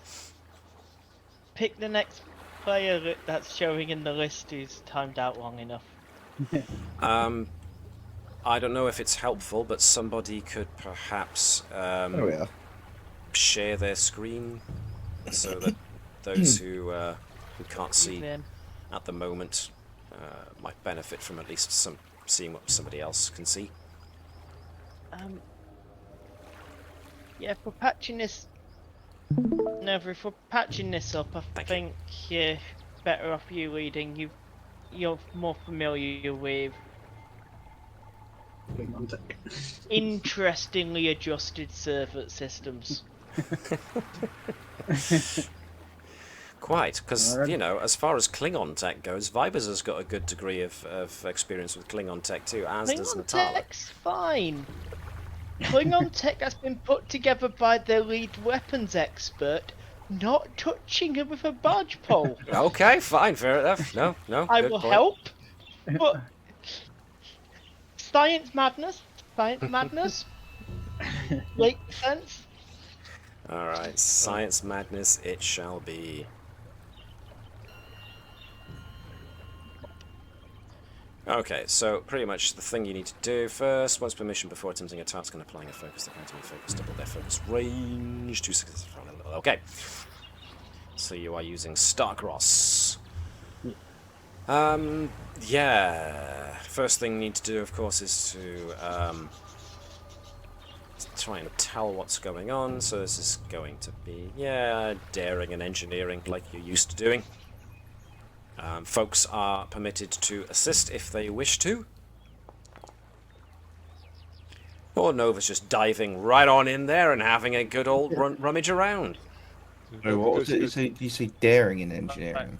Of course, it's going to be daring in engineering. Well, Nova's definitely using daring in engineering, so Well, what about those who are not Nova?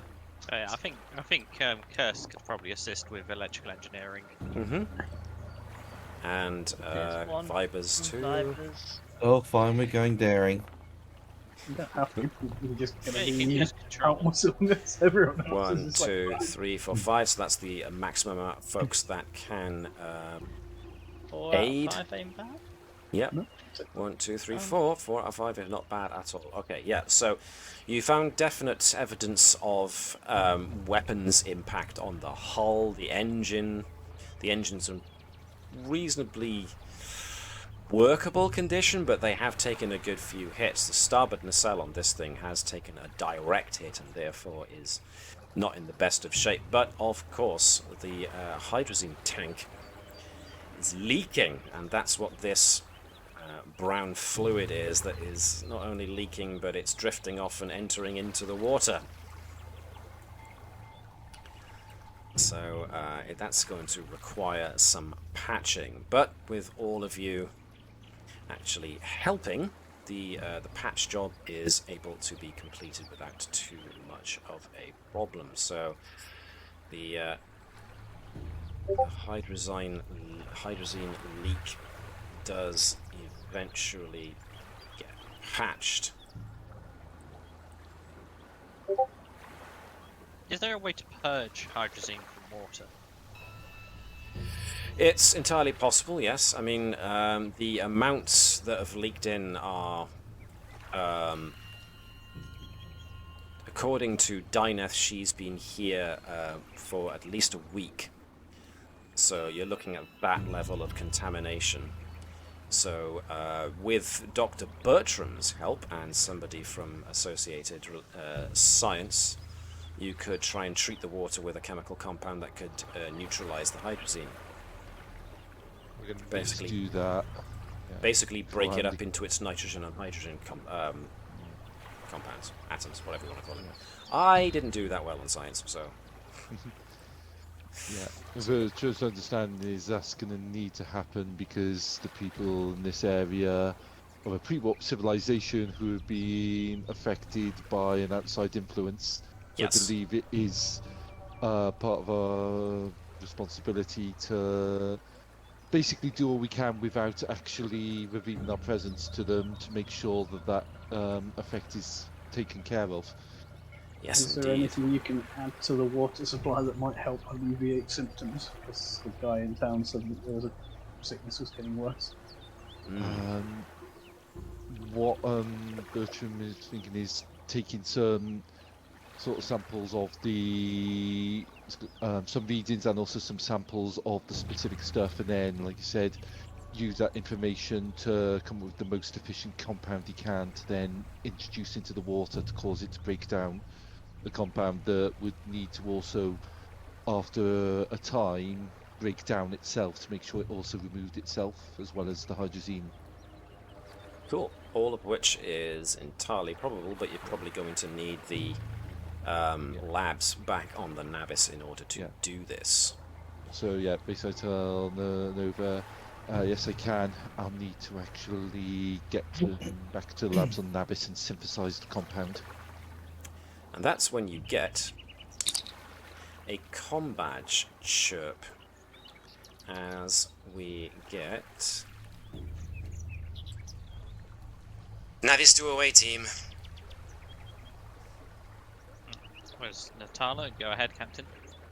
We've just had some visitors appear in orbit. And I'm going to quickly move us to orbit, as, of course, we were probably expecting this. A Klingon ship decloaks. Launch Stamson. We're just going to send... Just send him an image of Claude with his thumbs on. This guy and our pilot took out one of your Negvar-class ships with an attack fighter. Do you really want to try it? Hey, are those Klingons off our starboard bow? So you get a broadcast from the Klingon ship. Give me just a second to find who I want to find. So yes, the Navis is basically feeding you the comm signal they're getting. This is Commander Keval of the ship Drydeck. I know that our weapons researcher is on the planet. Hand her over to us, and there won't be any bloodshed. We demand the return of our citizen. Does she request to claim asylum from the Federation? Natala's going to ask her. She thinks about it. I wouldn't want to be responsible for more bloodshed. That's not the question I asked. I acknowledge that, but if I do, and they strongly object, they may begin a firefight. I don't want to be the cause of more Klingon and Federation casualties.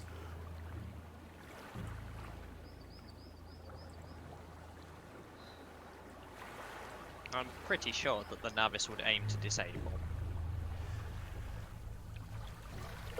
We could aim to end it peacefully, but must know our capability from historical records of conflict. And they are, after all, only one bird of prey. It doesn't need to resort to violence here. We can take this to a peaceful matter elsewhere. Dyneth is considering. Doctor, Yes? isn't this a biohazard, this current situation? A quarantinable biohazard? It would count as a quarantinal. Well, it would definitely count as a biohazard, and quarantine, given that the source has been removed, but the plant should still be quarantined for a moment because of the Prime Directive. No, we could exaggerate the situation, Doctor, to say that it's currently in quarantine state. We were unable to allow anyone to leave until the area has been suitably cleansed. I think that's where Commander Bibers is going with this. Matt, would this technically be valid underneath the situation we're in underneath standard biohazard quarantine procedures? Like I've noted, hydrazine is technically toxic. I mean, in its gaseous form, it's really dangerous because you can inhale it and die. In its liquid form, you know, ingesting it becomes the problem. So, Doctor, technically, until we actually introduce the compound, this is currently a biohazard and represents a hazard to everyone in the area. Commander, I'm sorry, but we're not allowed to let people out of a biohazard, are we? If it's under quarantine, we don't want to spread it any further. I completely agree, Commander. Navis to away team. Sensors have just registered transport signals, and they look like they're beaming into your area. Be ready. Everyone get out of the stream.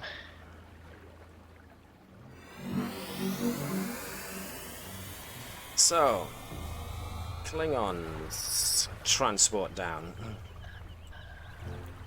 Edward, you're on the wrong side of the line of fire of particles. All of them wielding, all of them with their pistols out. We have come for our countrymen. Step away from the fugitive, and it doesn't have to get bloody. I don't think it will get bloody. You underestimate us. You have a valuable citizen in your custody. We would be liberating her. Not in our custody at all. Who's to say? The only ones here are you and us, and we will be taking her back.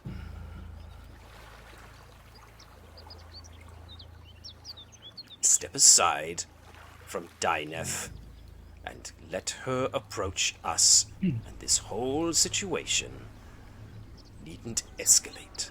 We do know how much you Federation and Starfleet types do hate violent escalation. We are not escalating the situation at all. As I said, who's to say? Dyneth! And he gestures to her to come to him, basically. Dyneth herself looks very uncertain. She's weighing their options. Nova... I think Nova's going to position herself between Klingons and her rather confidently, even though... All right, okay. Outside by them, but ready to leap at the moment's notice. Fine! Ah! And... as you can imagine, he signals, the Klingon signals to his men. So the one with the weapon for the mass weapon for when they're nicely clustered together is so far away. Yeah, but he can move forwards. Yep. I was planning on flanking. Space. So, I don't know if I've done this before. I think I probably have. But, yep. changed the initiative system so that it goes on those with daring. So those with higher daring tend to go first. We don't have Andrews with us this time, so Andrews has the ability to make folks, able to seize the initiative. However, if you want to seize the initiative for the first round at least, you can spend 2 from the momentum pool to do so. I'm not in the list. You are not in the list. Why are you not in the list? I didn't get you for some reason, because you're all the way over there. Okay, let me add Keval to the list. There we are. He's further up because he's got 10 daring. There we are. Cool. So it comes down to, are you guys all right with it going according to daring, or is there somebody specific you would like to go first? I think Keval is probably going to go first, but Shaun's going to say something. So. Well, I was going to say I think they're going first because they're going to take the initial opening shot. Well, it's always you, them, you, them, you, them. So one of you will go first. So you want Keval to go first because he's got the sound gun, or? Yeah, that makes sense. Makes sense, yeah. Cool. So I will activate Keval. He's at the top. So Keval gets his. He has to use a fast action in order to configure the weapon, but you've said you've already configured the weapon, so I am willing to forego that. So you can use your fast action to move, if you wish. The number of zones we have are nicely delineated by basically this. It's coloured it red in the same colour as the leak. Hold on 1 second, guys. Back in a minute. Yes. So the crash furrow divides this place nicely into 2 separate zones. Everything's quite close. Don't need to have any more zones than that. No, I can't. So you're on 1 zone. Nova is astride, the delineator between 2 zones. The Klingons are in 1 zone along with Edwards. The rest of you are on the other side. So, yep, Keval can move there, no problem. If he wants to try and use the sound weapon, now would be the time. The densest collection of them would be the middle group, so that you can use the area effect. Yeah, I shall speed at that group. Let's see, what is the... The security and daring? It's going to be control and security to fire this weapon. Does it have a range? It has a close range, but that counts the... Yeah, it is ranged, so as long as it's not out of beyond like 2-3 zones, and you're right up in the next zone, so it's able to reach the other side easily. You can target everyone in that zone, basically. Yeah, I shall use my one of my Legions of Honor. Woohoo! Gain 2 bonus momentum on a successful task, or ignore a complication. Okay. You've got to. If you see a complication, you've got to declare it before I make mention of it. So, be quick on the draw, is all I'm saying.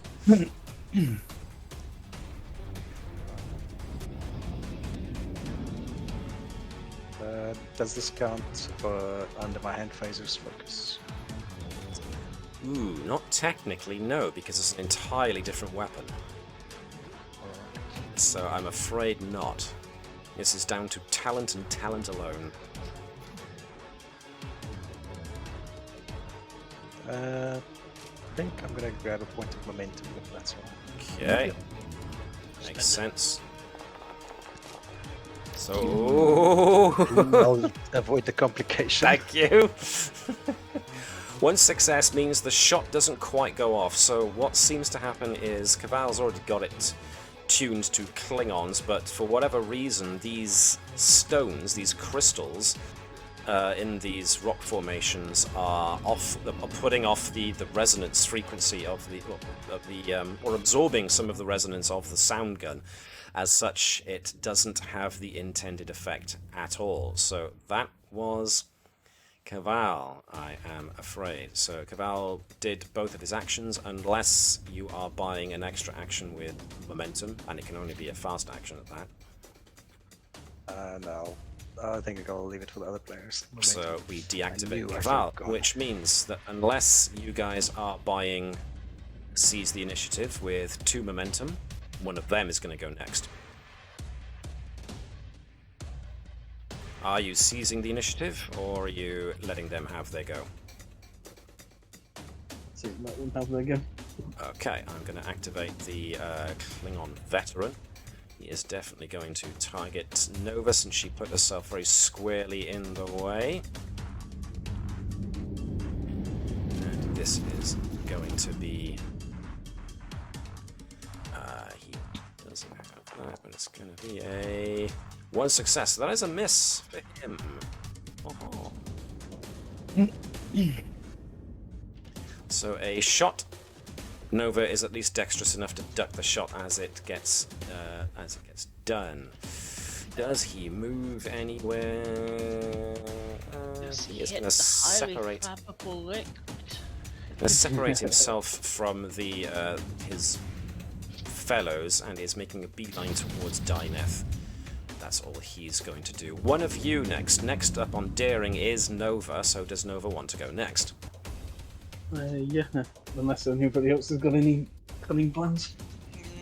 Nope. I would say that Nova goes in for the. but Nova attack. standing in the stream of flammable liquid kind of destroys. No, she's my not. plan. That's not flammable liquid. That's just a zone delineator. I'll take it away. I mean, Flammable the liquids over here. I have a vague idea of what the complication has given me, but I'll wait to my go. Nova's leaping to Dyneth's defense in any case, so she's used a fast action to move to the next zone, and she can use a slow action to do what? Unarmed combat? Is she drawing her? Is she using her Orion knife? What's she doing? No, it's just going to be the usual pounce at him and start a brawl. Lucha Libre style brawling, right? Okay. Yeah. That's Hello, Cat. Goodbye, Cat. That's the sudden shadow that's fallen over my face for those who are watching the stream. The shadow of Cat. I keep getting requests for cat cam, but I don't have another camera to point in the cat's direction. In any case, that's Something to daring invest and in. security versus his daring and security. See, next April for April Fool's Day, instead of your cam, just have the cat in a Starfleet uniform. Starfleet Medal of Honor. If you just have the cat, you definitely improve your numbers. So I'll be putting 1 into an extra dice and 1 into damage. I think I can do that with momentum. Well, if not, with the If extra and one. when you earn that extra momentum, yes, indeed. As long as I get a success. As long as you succeed. So yes, you're aiming to beat 2 successes here, so you've got to get 3. Well, go back. And I see a complication. Yeah, I'll ignore that, because otherwise he hits me in the face. Okay. So you're using Legion of Honor to do that. But you're using Medal of Honor to gain the bonus momentum on a successful task. Yeah. So you only gain bonus momentum on a successful task. What you did was equal, so that's an interesting one, because what you're looking to do is exceed. You only succeed if you exceed, and you drew a draw there. So you basically into as usual, a state of no contest. This guy's pretty good, and deflects, or at least blocks, most of Nova's incoming attacks. So it's a no score draw there. Stopping each other from getting anywhere. But yeah, you've done your job. You've stopped him getting any closer. So that's Nova. One of them next. Let's go with this fella. Which one are you? That one. So he is going to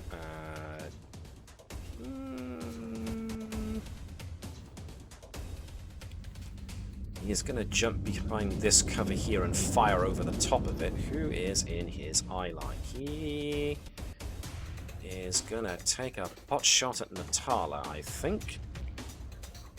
With control and security with a disruptor. That is a complication, so his weapon fails on him. So that's a miss. So he drew, he fired, he missed, so that's all of his option done. It's now one of you. So, was it Edward's going to do something next? Or I have a suggestion from what Kirst could do. Mm-hmm. She's standing next to Dinah. Yep. And the shields of the Navis currently aren't up. No, they're not. Just casually step next to her and go, emergency beam out, 2 to beam up. Cool. Let's see. In that case, I am gonna spend threat to say that, threat to add a complication saying that the Klingons detect the beam up and scatter and put interference to scatter any further attempts at beaming out. Oh, fun. So Cursed tried something, but unfortunately it was foiled. Have you knocked down threat? I swear it was already at 10. It was at 12, it's now down to 10. Yeah, he does that quite quickly, he even does. I just now want to roll as Latude and sort of like just cracks his knuckles and like, right, gonna play like that, are you Klingons? Speaking Look, of, ping Cursed pong. is now going to get shot at.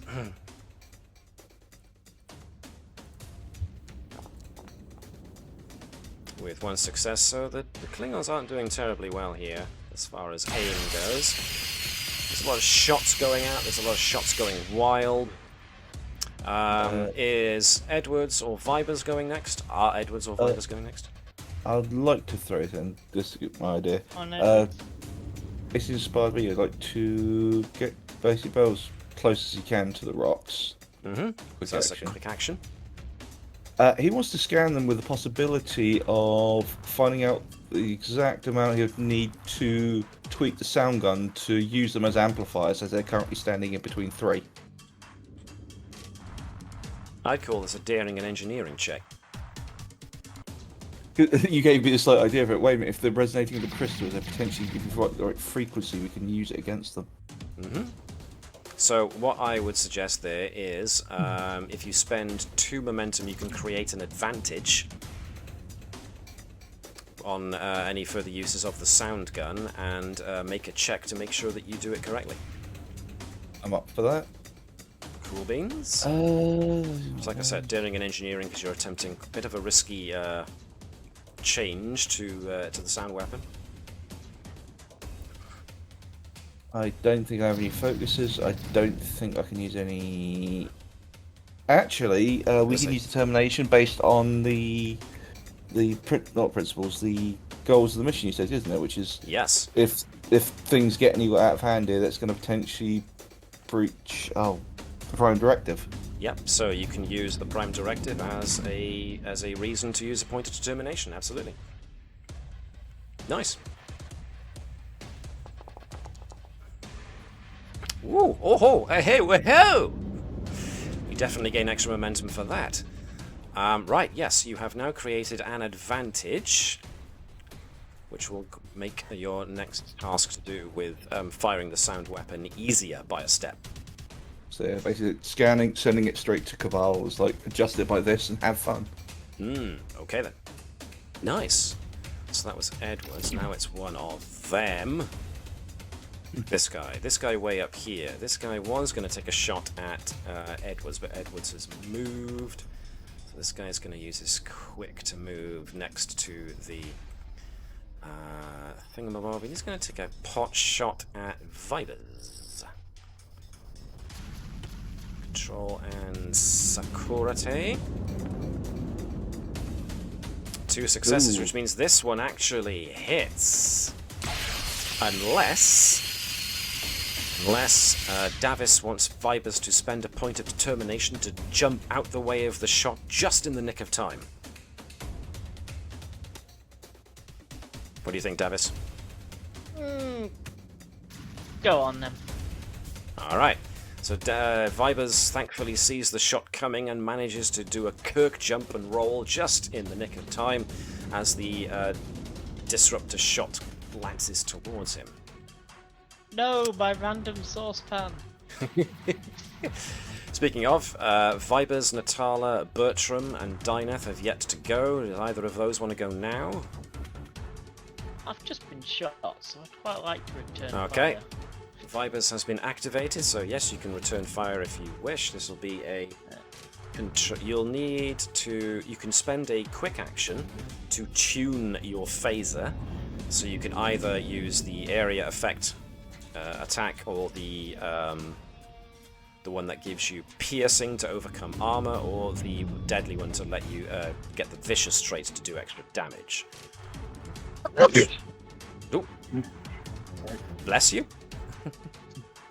Sounds good. If I do that, I still get to shoot, don't I? Yes, so which setting would you like? Let's go vicious. Vicious. Alright, quick Shot action to me. that. So, you're shooting the guy who shot you. Alright. Control and security, if you please. Don't have any focus. Afraid not. You're an engineer. But, woof, that was a good shot. That was bang on what you needed. So you can roll the damage for the phaser that you just used. You got 2 extra effects there, which means that you do 2 extra damage to get 7. These guys tend to have armor. These guys are coming in unarmored. So 1, 2, 3, 4, 5, 6, 7. It's not a bad shot at all. Alright, so Vibers did his thing. Next, it's gonna be... Oh! They have exhausted theirs? Nope, there's one guy left. This fella. Right, who's he got? He is going to make a play, he's going to move, and he's going to attempt to apprehend Dyneth using physical force, which is a daring and security check. Gets 2 successes versus Dyneth's daring and security.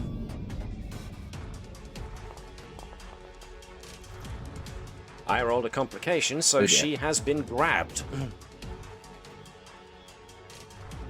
Cool. We still have Natala, Bertram, and Dyneth herself to go. So, who wants to do what? You shoot the one that's grabbed, and focus fire on the one that's grabbed Dyneth. Webby, you've currently got overall control over Natala at the moment. Okay, yeah. Now, do you want to do what I suggested with Vibers, which was spend a quick action to tune your phaser?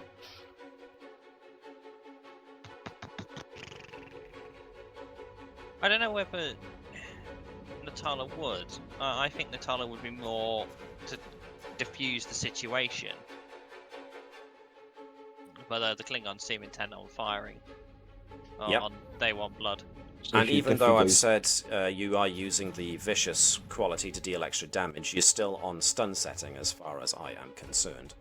The Klingons are a different matter, but you guys, when you shoot, I am still under the assumption of until you tell me otherwise, you are doing non-lethal.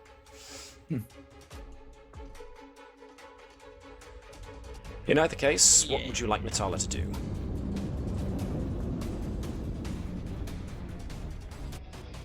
Yeah, I think go for it.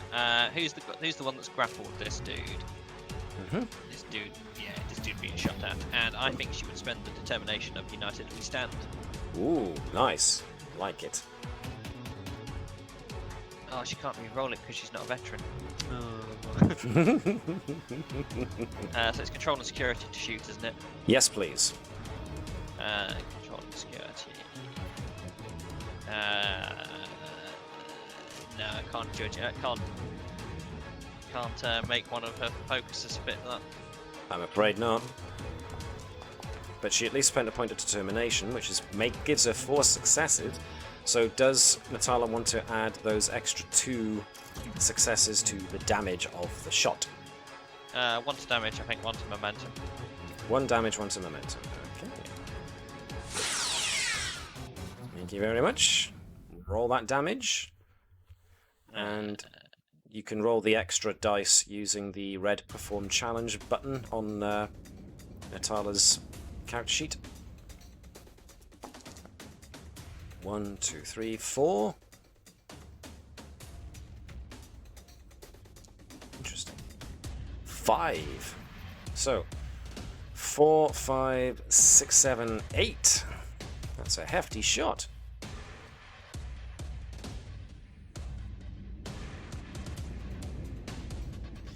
Enough to give Dyneth a chance. Okay, so I forgot to activate, but now I've deactivated Natala. Bertram has a go if he wants to take it. I'll take it, but Bertram's not great at combat. No. Especially in the proper situation. And he's also considering stuff. The protocols do have another thing that he's worried about. He's worried that the sound of all this sort of like high-tech fire might attract attention. He's basically worried that some of the local, was it what we called them? Juarans. Yeah. Yes.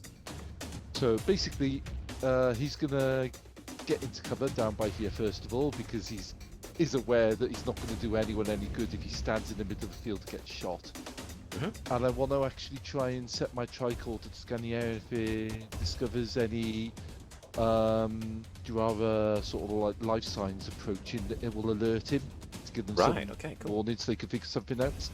Nice, I like that. Give me a control and medicine check to see how well you program it in the heat of the moment to give you a warning. Okay. Given what he's doing, I'm thinking of spend a determination to invoke the value think of the long turn. That's kind of Alright, that's fine with me. In fact, depending on how many successes you do get. Let's wait for the result. Can I use biology as a focus? Yes. You are looking for specific life signs to appear in a certain radius. 3 successes. Okay. What I will say there is that your tricorder will give you advance notice with enough time to then yell for everybody to have taken an action of some sort. So you've given everybody if Juarans come within an area, you've got an entire round's worth of action to decide what to do before the Juarans even get here. But you also have the advantage that even though you are using let me try that again. Even though the Klingon ship is close enough to the settlement to have contaminated their water source, you're also far enough away and in the hills that anyone who does hear the sound of combat is still going to have a heck of a trek to get here first, so you still have that buffer of time. Nonetheless, that was a very sensible precaution. Dyneth herself. Hands off. Imagine just headbutt the guy. Oh, that would be very Klingon of her, wouldn't it? So let's go with that. Yep. That's what she does. And gets an extra 1 on top. Headbutts him so hard that he becomes flat four-headed. Ooh, that was good actually. So 1, 2, 3, 4, and very much on the floor. 1, 2, 3, 4. So almost completely incapacitates him in one go. In fact, I will say, with that many effects, yeah, this guy's out with the count. So I am going to. He's not dead. He's defeated. It's just so that the initiative counter can overlook him. Excuse me. She knows. So that was Dyneth defending herself. Where's she gonna move? Probably playing cover. Yes, but at the same time Nova jumped in front of danger for her, so Well, that Dineth is Klingon actually pride. going to go here and take this guy on. That's next turn. Right, so that was round. Akon, the one who's gonna hit Nova in the back. Yeah, I'm on him. So now we come back around to you guys again. So who wants to go first out of you lot? Oh, Same order. Yeah, Keval. Same order, Keval Thazalan. Alrighty. Can I activate him? Do I have to move the round on? Can I activate him, please? This is interesting. Why isn't it letting me do it? What didn't I do? There we go. Round 2. Didn't move the round on. Keval activates. So, what would you like to do? His fast action to quickly adjust the sonic gun according to the specifications. Yes, which you do have an advantage on the attack from now on. So, yes. And then he shall shoot, I guess, these two guys over here. So basically, I've lowered the advantage has lowered the difficulty of firing the weapon from 2 to 1. Going for those guys, since you've got the area effect, you can affect 2 the targets with 1 shot. Any extra effects you get can affect.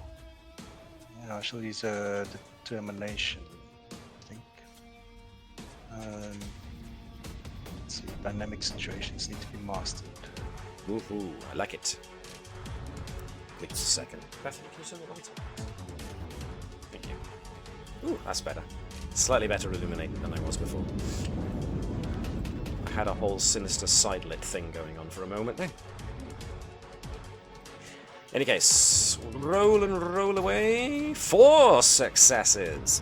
Now we're rolling like a fat man. So, yeah, you can add those 3 successes over and above what you needed, however many that you want to put into... give me a second. Doing my dad duties and opening hard-to-open cards. There we I'll go. put all 3 of those into the damage of the sound gun, because All I think we need to 3. get these guys down. Nice. Whoa, look at those extra effects! With extra damage on top.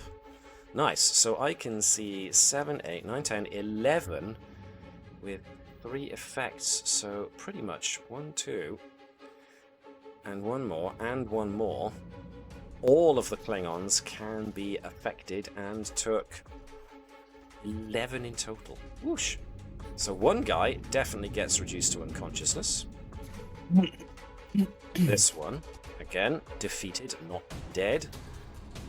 This guy takes 11. So he's actually... fancy armor don't work against this. Quite. 11, which means 2, 3, 4, 5, 6, 7, 8, 9, 10, 11. I had a brain fart there. I couldn't think what the number was. As for this guy. So yes, the one Klingon drops unconscious from the intensity of the sound blast. The others recoil, but remain standing. Their eyes look a little more bloodshot than they were before, mind you, but they are just about still standing. So Keval used both his actions there, so that's probably Keval done. Deactivating Keval. Now, are you using momentum to seize the initiative? I think it might be worth it. We won't be able to finish him off. Yeah, let's see what they do. Okay. All right. So the guy in charge is going to draw his bat'leth from over his back, switching weapons as his quick action, and his slow action is going to be to actually use it in battle. Does this count as hand-to-hand combat? No, it doesn't, because it's now he's using an edged weapon. So he is going to do that. 2 successes. So basically, Nova rolls daring and security. Let's see if she can equal or exceed 2 successes. Otherwise, she's getting hit with a bat'leth. I forgot to activate him, actually. Let me do that now. Oh no! So there's definitely been hit, unless you can pull something to ignore the complication. No, I'll take it. So this is gonna be an injury, more than likely, on top of whatever damage you take. So let's roll the bat'leth and 2 extras. Whoa! Now the bat'leth has numerous qualities. Let me have a look. It is vicious, but that's all it's got. So we are looking at once per mission when the character plays for an immediate momentum spend. You're not using that. Okay. No. 6, In the list somewhere. 7, 8, 9. It's gonna half the. Oh yeah, the half damage thing, isn't it? Yeah. Remembering it's one of the many in the list of this. Yes. Excuse us a second, folks. Shaun needs to check his rather extensive list of awards. We'll be back in 10 minutes. No, there we are. Whenever you suffer damage, Yes. it's half the amount. This Nice. is that armour is made up of award medals. That's the medal that blocks the back. No. She keeps them in a sack so she can just swing them at people. Crush is a bit of a nasty one. I'm going to say cracked. So the Klingon lieutenant, or whatever he is, at least the guy in charge of this, he swings the bat'leth around, feints with an attack, and then brings the middle section of the bat'leth in under Nova's guard. And even though she is very tough and only takes half the stress, who did we just lose? Lost someone. I think a Davis. Oh. No, sure. No. Yeah, Davis Davis. is gone. So even though technically Nova only takes half the stress, she did complication, therefore takes a blow to the side, and she definitely feels some of her ribs crack under the impact. As a result, any and all physical activity now is going to be more difficult because she's going to find it hard to breathe. Once per mission, the character may avoid injury. Ooh. For 1 less momentum than usual to a minimum of 1. Avoiding injury. That's an interesting one. I haven't done that in a while. Let's see. Combat, momentum spends, avoiding injury. Avoiding injury is usually 2, so it's down to 1. So you have to spend a momentum to avoid the injury, basically. Done. Okay, cool. So the cracked ribs is not cracked ribs. After all. So there we are. That's what I like to look at as the kind of nice interactive storytelling type of thing, which makes this game in its own ways indicative of something like Fate, where a character pulls out a talent, an action, or uses points to spend to rewrite the narrative that I just wrote. So you get cracked ribs. Actually, no, I don't. So Nova would have taken an injury, got a bit winded, basically. So because it was still a complication, I will say at the very least Nova's next physical action is more difficult, but it has no lasting injury. Nice! Nicely done there. Speaking of, it's probably Nova's turn now, so I'm going to activate Nova. Yep.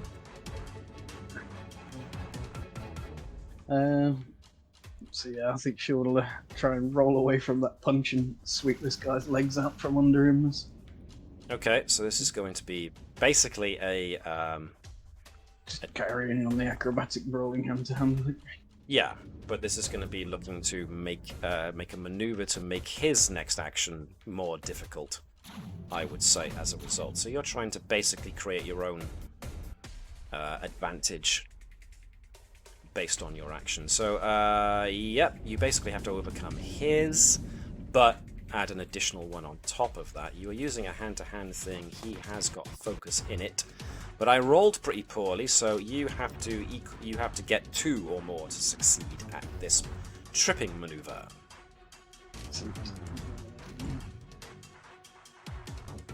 Essentially. So let's see how well you do. Daring and security with all your focus. That was 1 success, so yeah. Essentially, Nova goes for his legs, but because she's slightly winded, She telegraphs the move a bit, and he moves his leg out the way or adjusts his balance just enough so that she can't quite tip his balance. So it was a good try. But does Nova want to use a quick action to move anywhere to get out of the way, or is she going to stay there? No, she's going to stay there. Cool. Right. So now it's one of them. Let's activate this fella. Somebody made his ears bleed. Where did that come from? Behind you. Gonna need to adjust his position so he can get a bead on Keval. He used his quick action to move. In that case, we can't use the next action to aim, so he's just gonna use his disruptor pistol. 2 successes means he got a hit. As before, I give Jan the option of burning a point of determination in order to dramatically roll out the way of the shot just before it lands, or take it. I shall pass. If needed, I'll use my Declaration of Gallantry as well. Alright. I got exactly what I needed to hit, so he is going to... Anything I need to notice here? Nope, okay. So it's just the Disruptor Pistol on its own with no additionals. That is 5, 6, 7, 8. So if you want to pull out the one that suffers half damage, you only suffer 4, so there we go. So the rock face explodes very close to where Keval's at, but him being tough, it's a couple of scratches at best. Nothing more. Who wants to go next out of you lot? I'll give it a go. Kirst is up next, but Edwards also and also Vibers share the same thing. So if Edwards wants to go next, I activate Edwards. He's going to pop a shot with his phaser, obviously on stun, at this one. Do you want to spend the quick action to tune your phaser? Did he say it's presumed to be on stun? Yes, but do you want to give it the area effect, the armor penetration, or the extra damage versions? Extra damage. Extra damage, So, yeah. vicious. Okay, so you spend quick action to tune your phaser. Now it's going to be a control plus security. Security.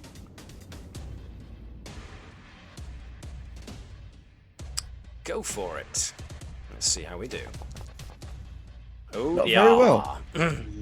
No, indeed. Let me see. That was a complication and a half, so I am going to say that unfortunately, whatever these crystal formations are made out of, being so close to it, in tuning his phaser all too quickly,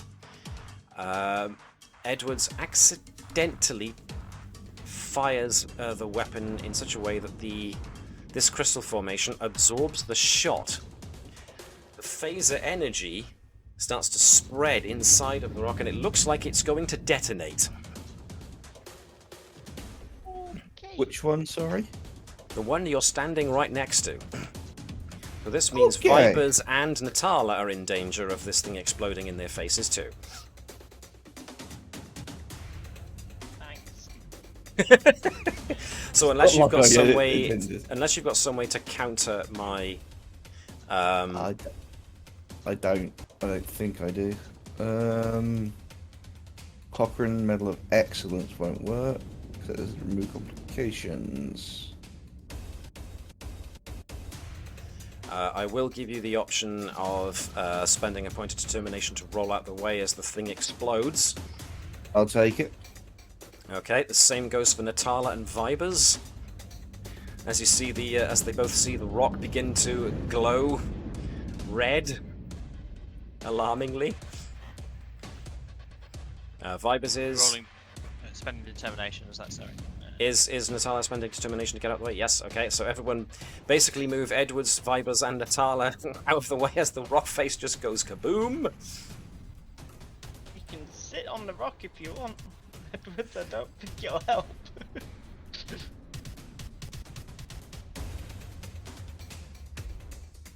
Cross that off. So that's no longer available as cover. Kabam! Whoops! Okay. One other Klingon guy remaining. Where is he? This dude down here. Now, thanks to that little catastrophe, what is he going to do? This is the fight, guys. We need to grab Dyneth. He's gonna run up and try and grab Dyneth, but he's also going to shoot at Cursed. So he's gonna do. He's not going to enter into, but he's going to at least be physically close to Dyneth, and is going to shoot at Cursed. Not terribly well, as it turns out. So it's kind of like a warning shot. Kind of a warning shot, which goes like well. 3-4 inches taller than her. Alright, Cursed now has a turn if she wants to take it, or Vibers, or Natala, or Bertram. Who wants to go next? Or shall we just go with the order as is? Go on, Webby. What's Cursed Yeah, go on doing? then. Alright, Go on, activating Cursed. What's her daring? Her daring's lower than her control. So, yes, she could probably do with using a phaser instead. I wonder if She's I only could we claim the emergency investigation specialist is good for hand to hand? Not really! Knock them out. Yeah. Because we established the reason she got that focus was due to assisting with the problem with the main computer, so it's a bit of a leap. Oh god, she's only using a Type 1 as well. She's only got the tiny Type 1 phaser. Oh, it's Right, fine. okay. They're pretty injured anyway. It'll be fine. Maybe use the fast action for aiming, then you can at least re-roll one of the dice. Like good Jan point. said. Can I spend a momentum as well? Yep, absolutely. So I use the fast action for aiming, I'll spend a momentum. Control, security, perform task. Does she want to Tempo spend guide. an extra point of momentum to get another fast action to tune the phaser? So that you can have the area or vicious or That's a bit penetrating. greedy, spending two momentum. Up It's to up you. to everyone else. I don't think she needs it. No, Don't think she needs it? Okay. She's no, being that's more fine. precise than. yeah, control, security, perform task, Alright. no foci. 3 die, isn't it? If that's what you've bought the momentum for, then yes. Yeah.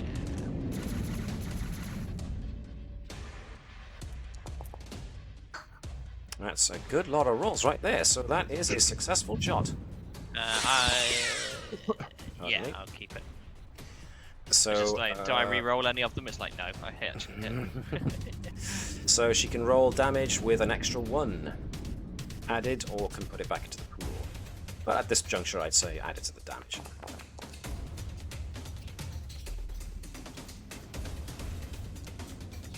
Didn't get a huge amount, but let's see if it's enough. It's enough. Renders him unconscious with a good shot with this, with a phaser. Kitty cat, meow.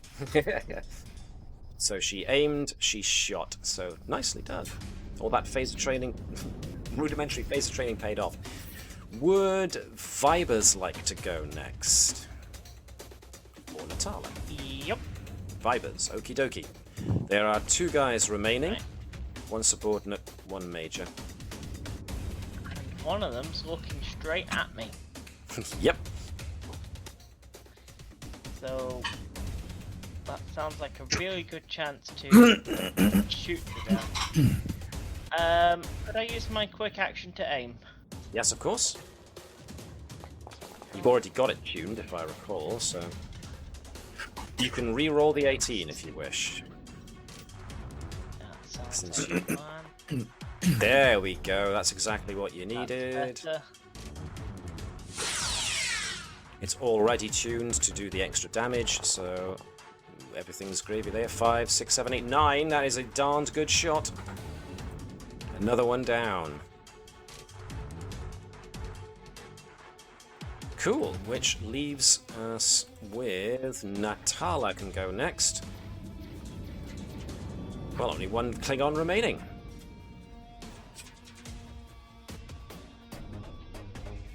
What would Natala like to do we think?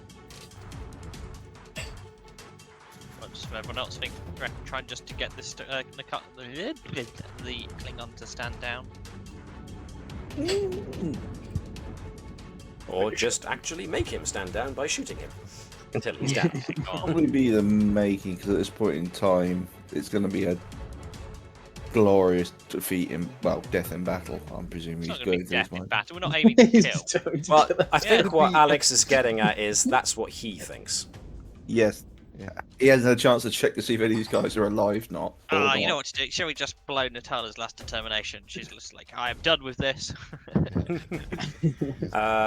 to be a glorious, United stunning we battle. stand, yeah.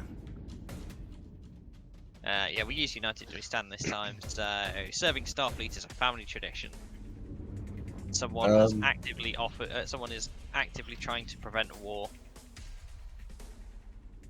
A little bit tenuous, but I'll allow it.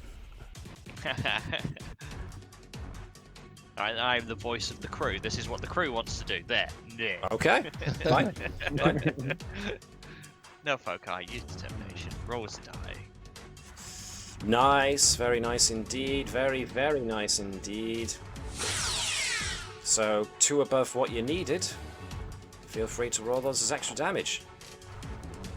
Ooh, that's a lot. Stick it back into the momentum. Stick it back into momentum. So 5, 6, 7. He is down. Nicely done.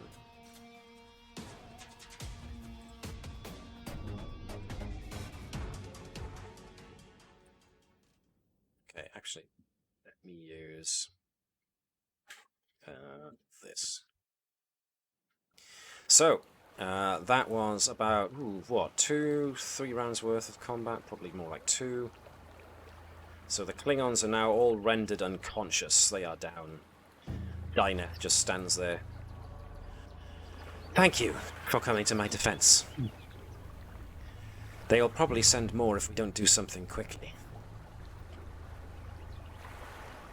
But seeing as their ground force just got defeated, we should probably capitalize on the confusion that we've now created.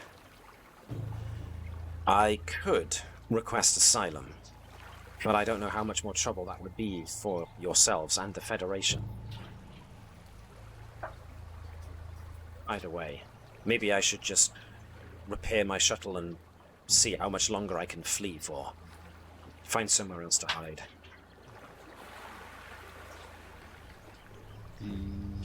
Bertram is going to say, if nothing else, if we were to take you and the shuttle on to the Navis, that would help the Federation, as the Federation's prime directive is to minimise and eliminate exposure of pre-warp civilizations to those that have achieved warp. So technically, you would be helping us by making it easier to protect this civilization from the situation both the Federation and the Klingons have essentially brought to their door. As Bertram tries to actually kind of like make it seem that you're actually helping us. It's not as much of a burden that you'd be putting on us as you think, to try and actually sort of persuade her. Dinah seriously considers this, and takes a look around, seeing that Nova took a back left to the side, and Vipers, Edwards, and Natala nearly got blown up.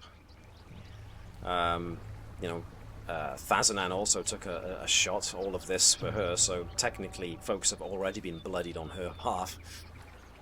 So she just she comes to a decision and nods. I, Dineth of House Kaz, would like to officially request asylum within the United Federation of Planets.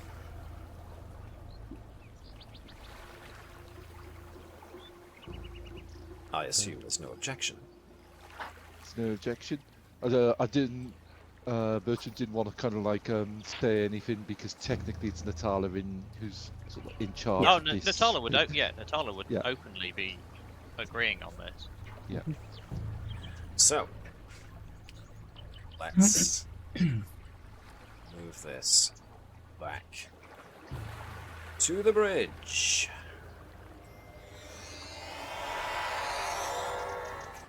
So, let me just introduce this newcomer to the bridge as we switch our focuses.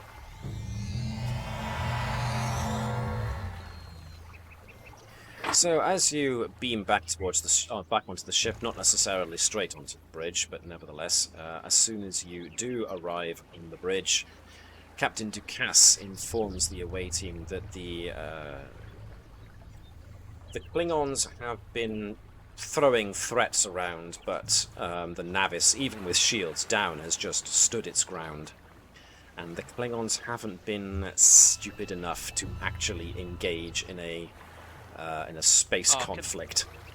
Can the captain have asked? Claude's just sat there in sort of like the Samson, just with the hangar bay doors are open, just like waiting for the word. Ensign Lenny at the controls going, I can do a Keval, I can do a Keval, I can do a Keval.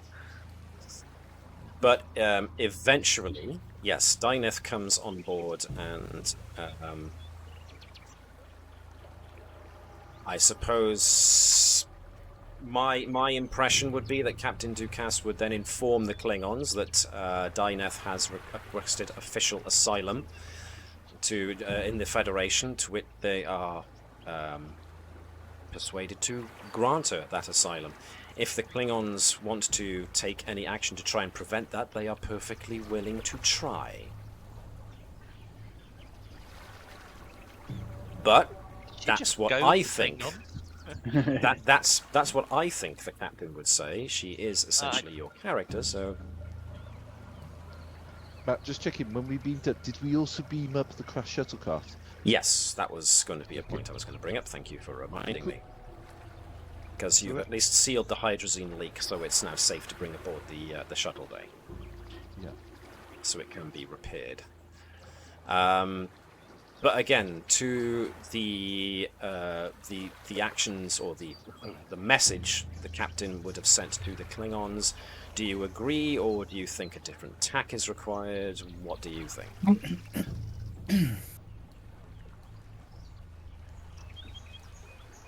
I think she'd be less subtle. She would be more subtle. Sorry. More subtle. Yeah, more subtle. More subtle. Less subtle. Come and have a go if you think you're hard enough. Don't just sing it, bring it.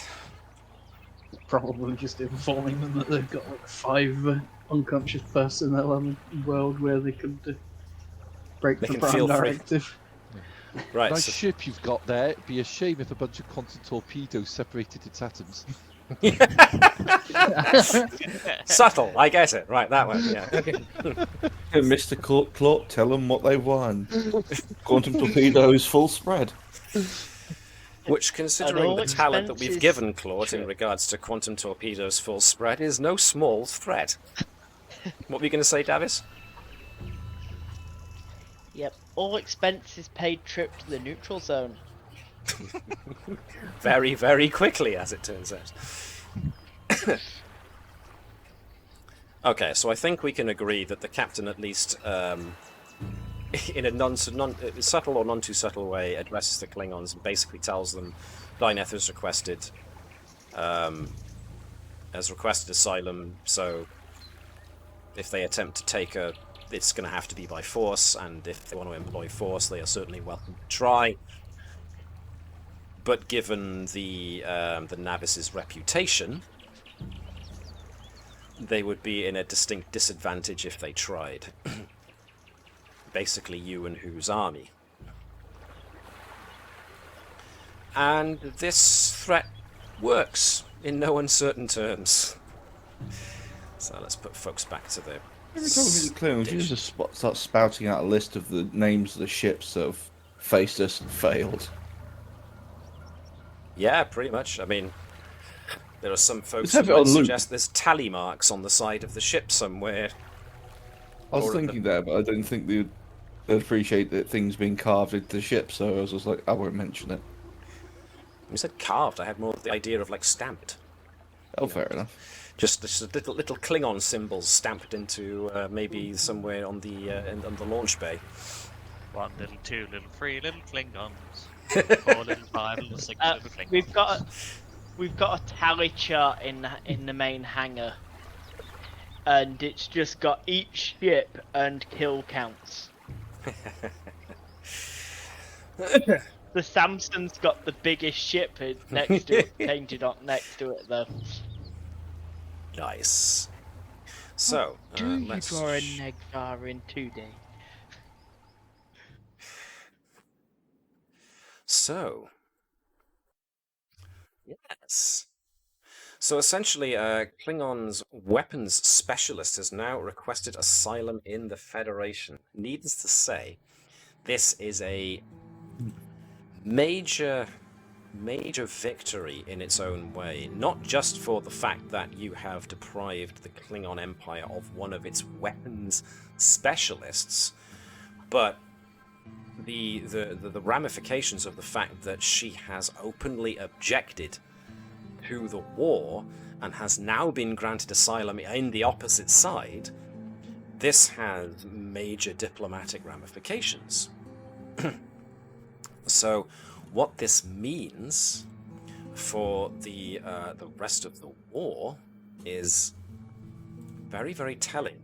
Now, you have to imagine that anyone who was talented enough to be one of the Empire's weapons specialists probably means that she's got a fair amount of, at the very least, clout because of her expertise.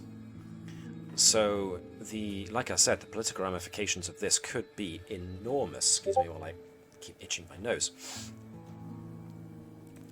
So this Klingon bird of prey, as in prey to carless, the Navis doesn't find you. I know it's K-less, but whenever I see the A and the H, I go car. So, pardon me. Carless. Exactly. Khan. Car the snake. Carless the unforgettable. But K-less does also have something of a ring to it too, so I'll grant you that. Yeah. Oh, that sounds like he walks everywhere. Although, as another cross-franchise note, I will say, and this has been a pet peeve of mine for a long time, Sauron versus Sauron. Yeah. I don't care if Tolkien said that that's how you pronounce it. Sauron sounds like a giant cat. Whereas Sauron sounds like something that's got actual oomph behind it. So, you know, maybe a slightly divisive opinion there in regards to Lord of the Rings. It's not slightly divisive. It's very divisive. I'm sure it is, because again, there are lots of Tolkien purists out there who would lynch me for such. And if Tolkien himself said that's how you pronounce it, then okay, fine. But I remember being read. Fine, I think. Sorry, it's not Sauron that I have a problem with. It's Smorg, rather than Smaug. It's a similar thing. Sauron sounds more reptilian and therefore okay. Sauron, not so big. It's actually Smorg and Smaug that I have a major problem with as a peeve. Because Smaug sounds like a cat. Thank you, Gareth, for that picture. That's okay. If I remember my Tolkien lore, Smaug changed it to Smaug because he was sick of the other dragons referring to him as the smorgasbord. But Smorg, a fire dragon, sounded, Smorg sounds like smog. Kind of conjured images of smoke and fire for me, so I think Smorg sounded better than Smog, which just, yeah. Anyway, back to Star Trek. Fine. Up until recently, you might have get Tolkien fans fighting me over that. Now they're just glad you're not talking about the series that shall not be named. And indeed that they're looking to reboot the Lord of the Rings films. Unnecessary, to be honest. Well, it's not like exactly. They do now to the public mind, even if they are 20 years old. It's yeah. Anyway, Still perfectly watchable. Yeah, you've basically succeeded in your Foundation objective needs for this game. money. Sorry, but Davis talked over you there. That's icon. So basically, you guys have, you've done a good job here. You've taken Dyneth onto the Federation side, and like I said, the political ramifications, the diplomatic ramifications will be pretty big. So, as a result of your actions, there are probably going to be pretty big consequences in regards to the ongoing conflict between the Federation and the Klingons. And so that is where we are going to wrap up tonight's episode, because you have basically succeeded. Well done, guys. That was a pretty intense firefight down on the planet there. A bit more intense of a firefight than I thought would actually happen. But exploding rocks, bat left to the rib cage, which both cracked and didn't crack. Nova's rib cage. So a lot of uses of your well-earned abilities going into it there. So reputation of the Navis, well received. Starfleet specifically told me not to include Dyneth in the Moss lectures. What's what Dyneth did to annoy Starfleet that much? Clearly it's a punishment. No, it's the fact that you don't want to talk about your top secret, brand new scientific knowledge to a weapons engineer. Wink, wink, nudge, nudge. Or weapons scientist. Yes, not naturally. Knowledge. Wine and to dive. I've got blood wine in the bar. That'd be like saying that those percussive hammers that you've installed on the warp core are technology. I don't know. I think Vipers might be on the pole here. They are. They are Nevertheless, part of the morale system for engineering. IDIC. That just reminds me of those ancient slave ships where you had a guy beating a drum. Bomb, bomb, bomb, bomb. Once again, I'm bad with acronyms. What's IDIC for? As an acronym? I don't know. I don't care. I don't know. Wow, when you put it like that. Okay. Thank you, Suitable Substrate. Again, apologies. Is it? I think it was Suitable Substrate. Sorry if it wasn't. Yes, it was. IDIC. There we go. Either way. Yes, I am very bad with that. Infinite diversity and infinite combinations. Infinite diversity, infinite combinations could be another one. Yes, let's go with that. I mean, Substrate, if you're still around, you can correct us which one it is. Blah, blah, blah, blah, blah. Wrong teeth in. I've had the wrong teeth in for days now. I'll find my proper. I know, you should really return that pair where you got it from. Oh, it does actually. Yeah, it does actually. Yeah, it is actually from Memory Alpha. Yeah, so it's infinite discovery and infinite combinations. Infinite diversity. Yes. Well, you've taken IDIC. you've taken my end comments straight out of my mouth. It seems. So yeah. Well done, guys. I sold them Sunday. Yes, you did. That's a good point. Folks are taking my catchphrases. So yeah, another victory for the crew of the Navis. The effects of this will be felt further out from just this little event. So yes, we'll see how that goes. Now, this is the end of an episode, and it's also episode 29, so the next episode will be episode 30, and therefore the end of season 2. The last episode of season 2 will be next episode. But as I said I would do on occasion, at the end of certain episodes, I may take a break between. So I think that's what I'm going to do, especially because folks in America are going to be celebrating Independence Day next Tuesday. It's a day that they broke away from the colonials. There you go. It's my turn to be the to throw about the abuse after Alex. Colonial Vandalism Day. Stream. I'll do it at the end of the stream, not the beginning of the stream, so people have to find out at the end.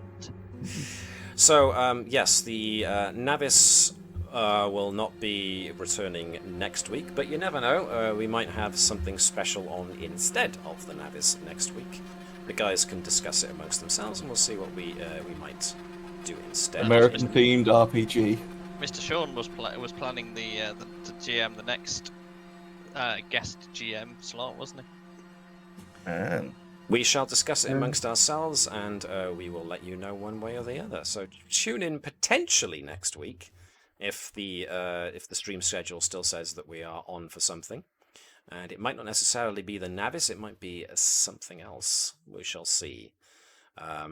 Entirely up to peeps if they want to do something. I mean, we showcased Sci-fi last time, which was rather cool, as well as the quick start for scenario for Achtung Cthulhu. So both of which I enjoyed quite well. So yeah, we'll see what happens. But in the meantime, for those of you who tuned into the stream, thank you very much for watching. And for those of you who are watching this on YouTube after the fact, thank you very much for watching as well. As per usual, I would like to thank Gareth for the intro sequence. I know how much patience went into creating that, so thank you again very much for finagling that piece of software, shall we diplomatically say, into the secret a presentable is to yell at it to relieve frustration. Thanks also to Kevin MacLeod, as usual, for giving us permission to use the music for the intro. And as always, thanks to Ben Looms and the guys at Sirenscape for creating the tool we use, or I use, for creating the soundscapes behind the scenes. Thanks, as always, to my players for making this so damned entertaining. Boo! We try. And of course, for those of you, the rest of you out there, in these crazy times that we are living in at the moment, I do wish you all to live long and prosper, and to make sure that you do like the Vulcans do. And I don't mean challenging people to single combat with a Lirpa. I mean try and live up to infinite diversity and infinite combinations. And to all look after yourselves, treat each other well, and we will hopefully see you next time. Hailing frequencies now closing.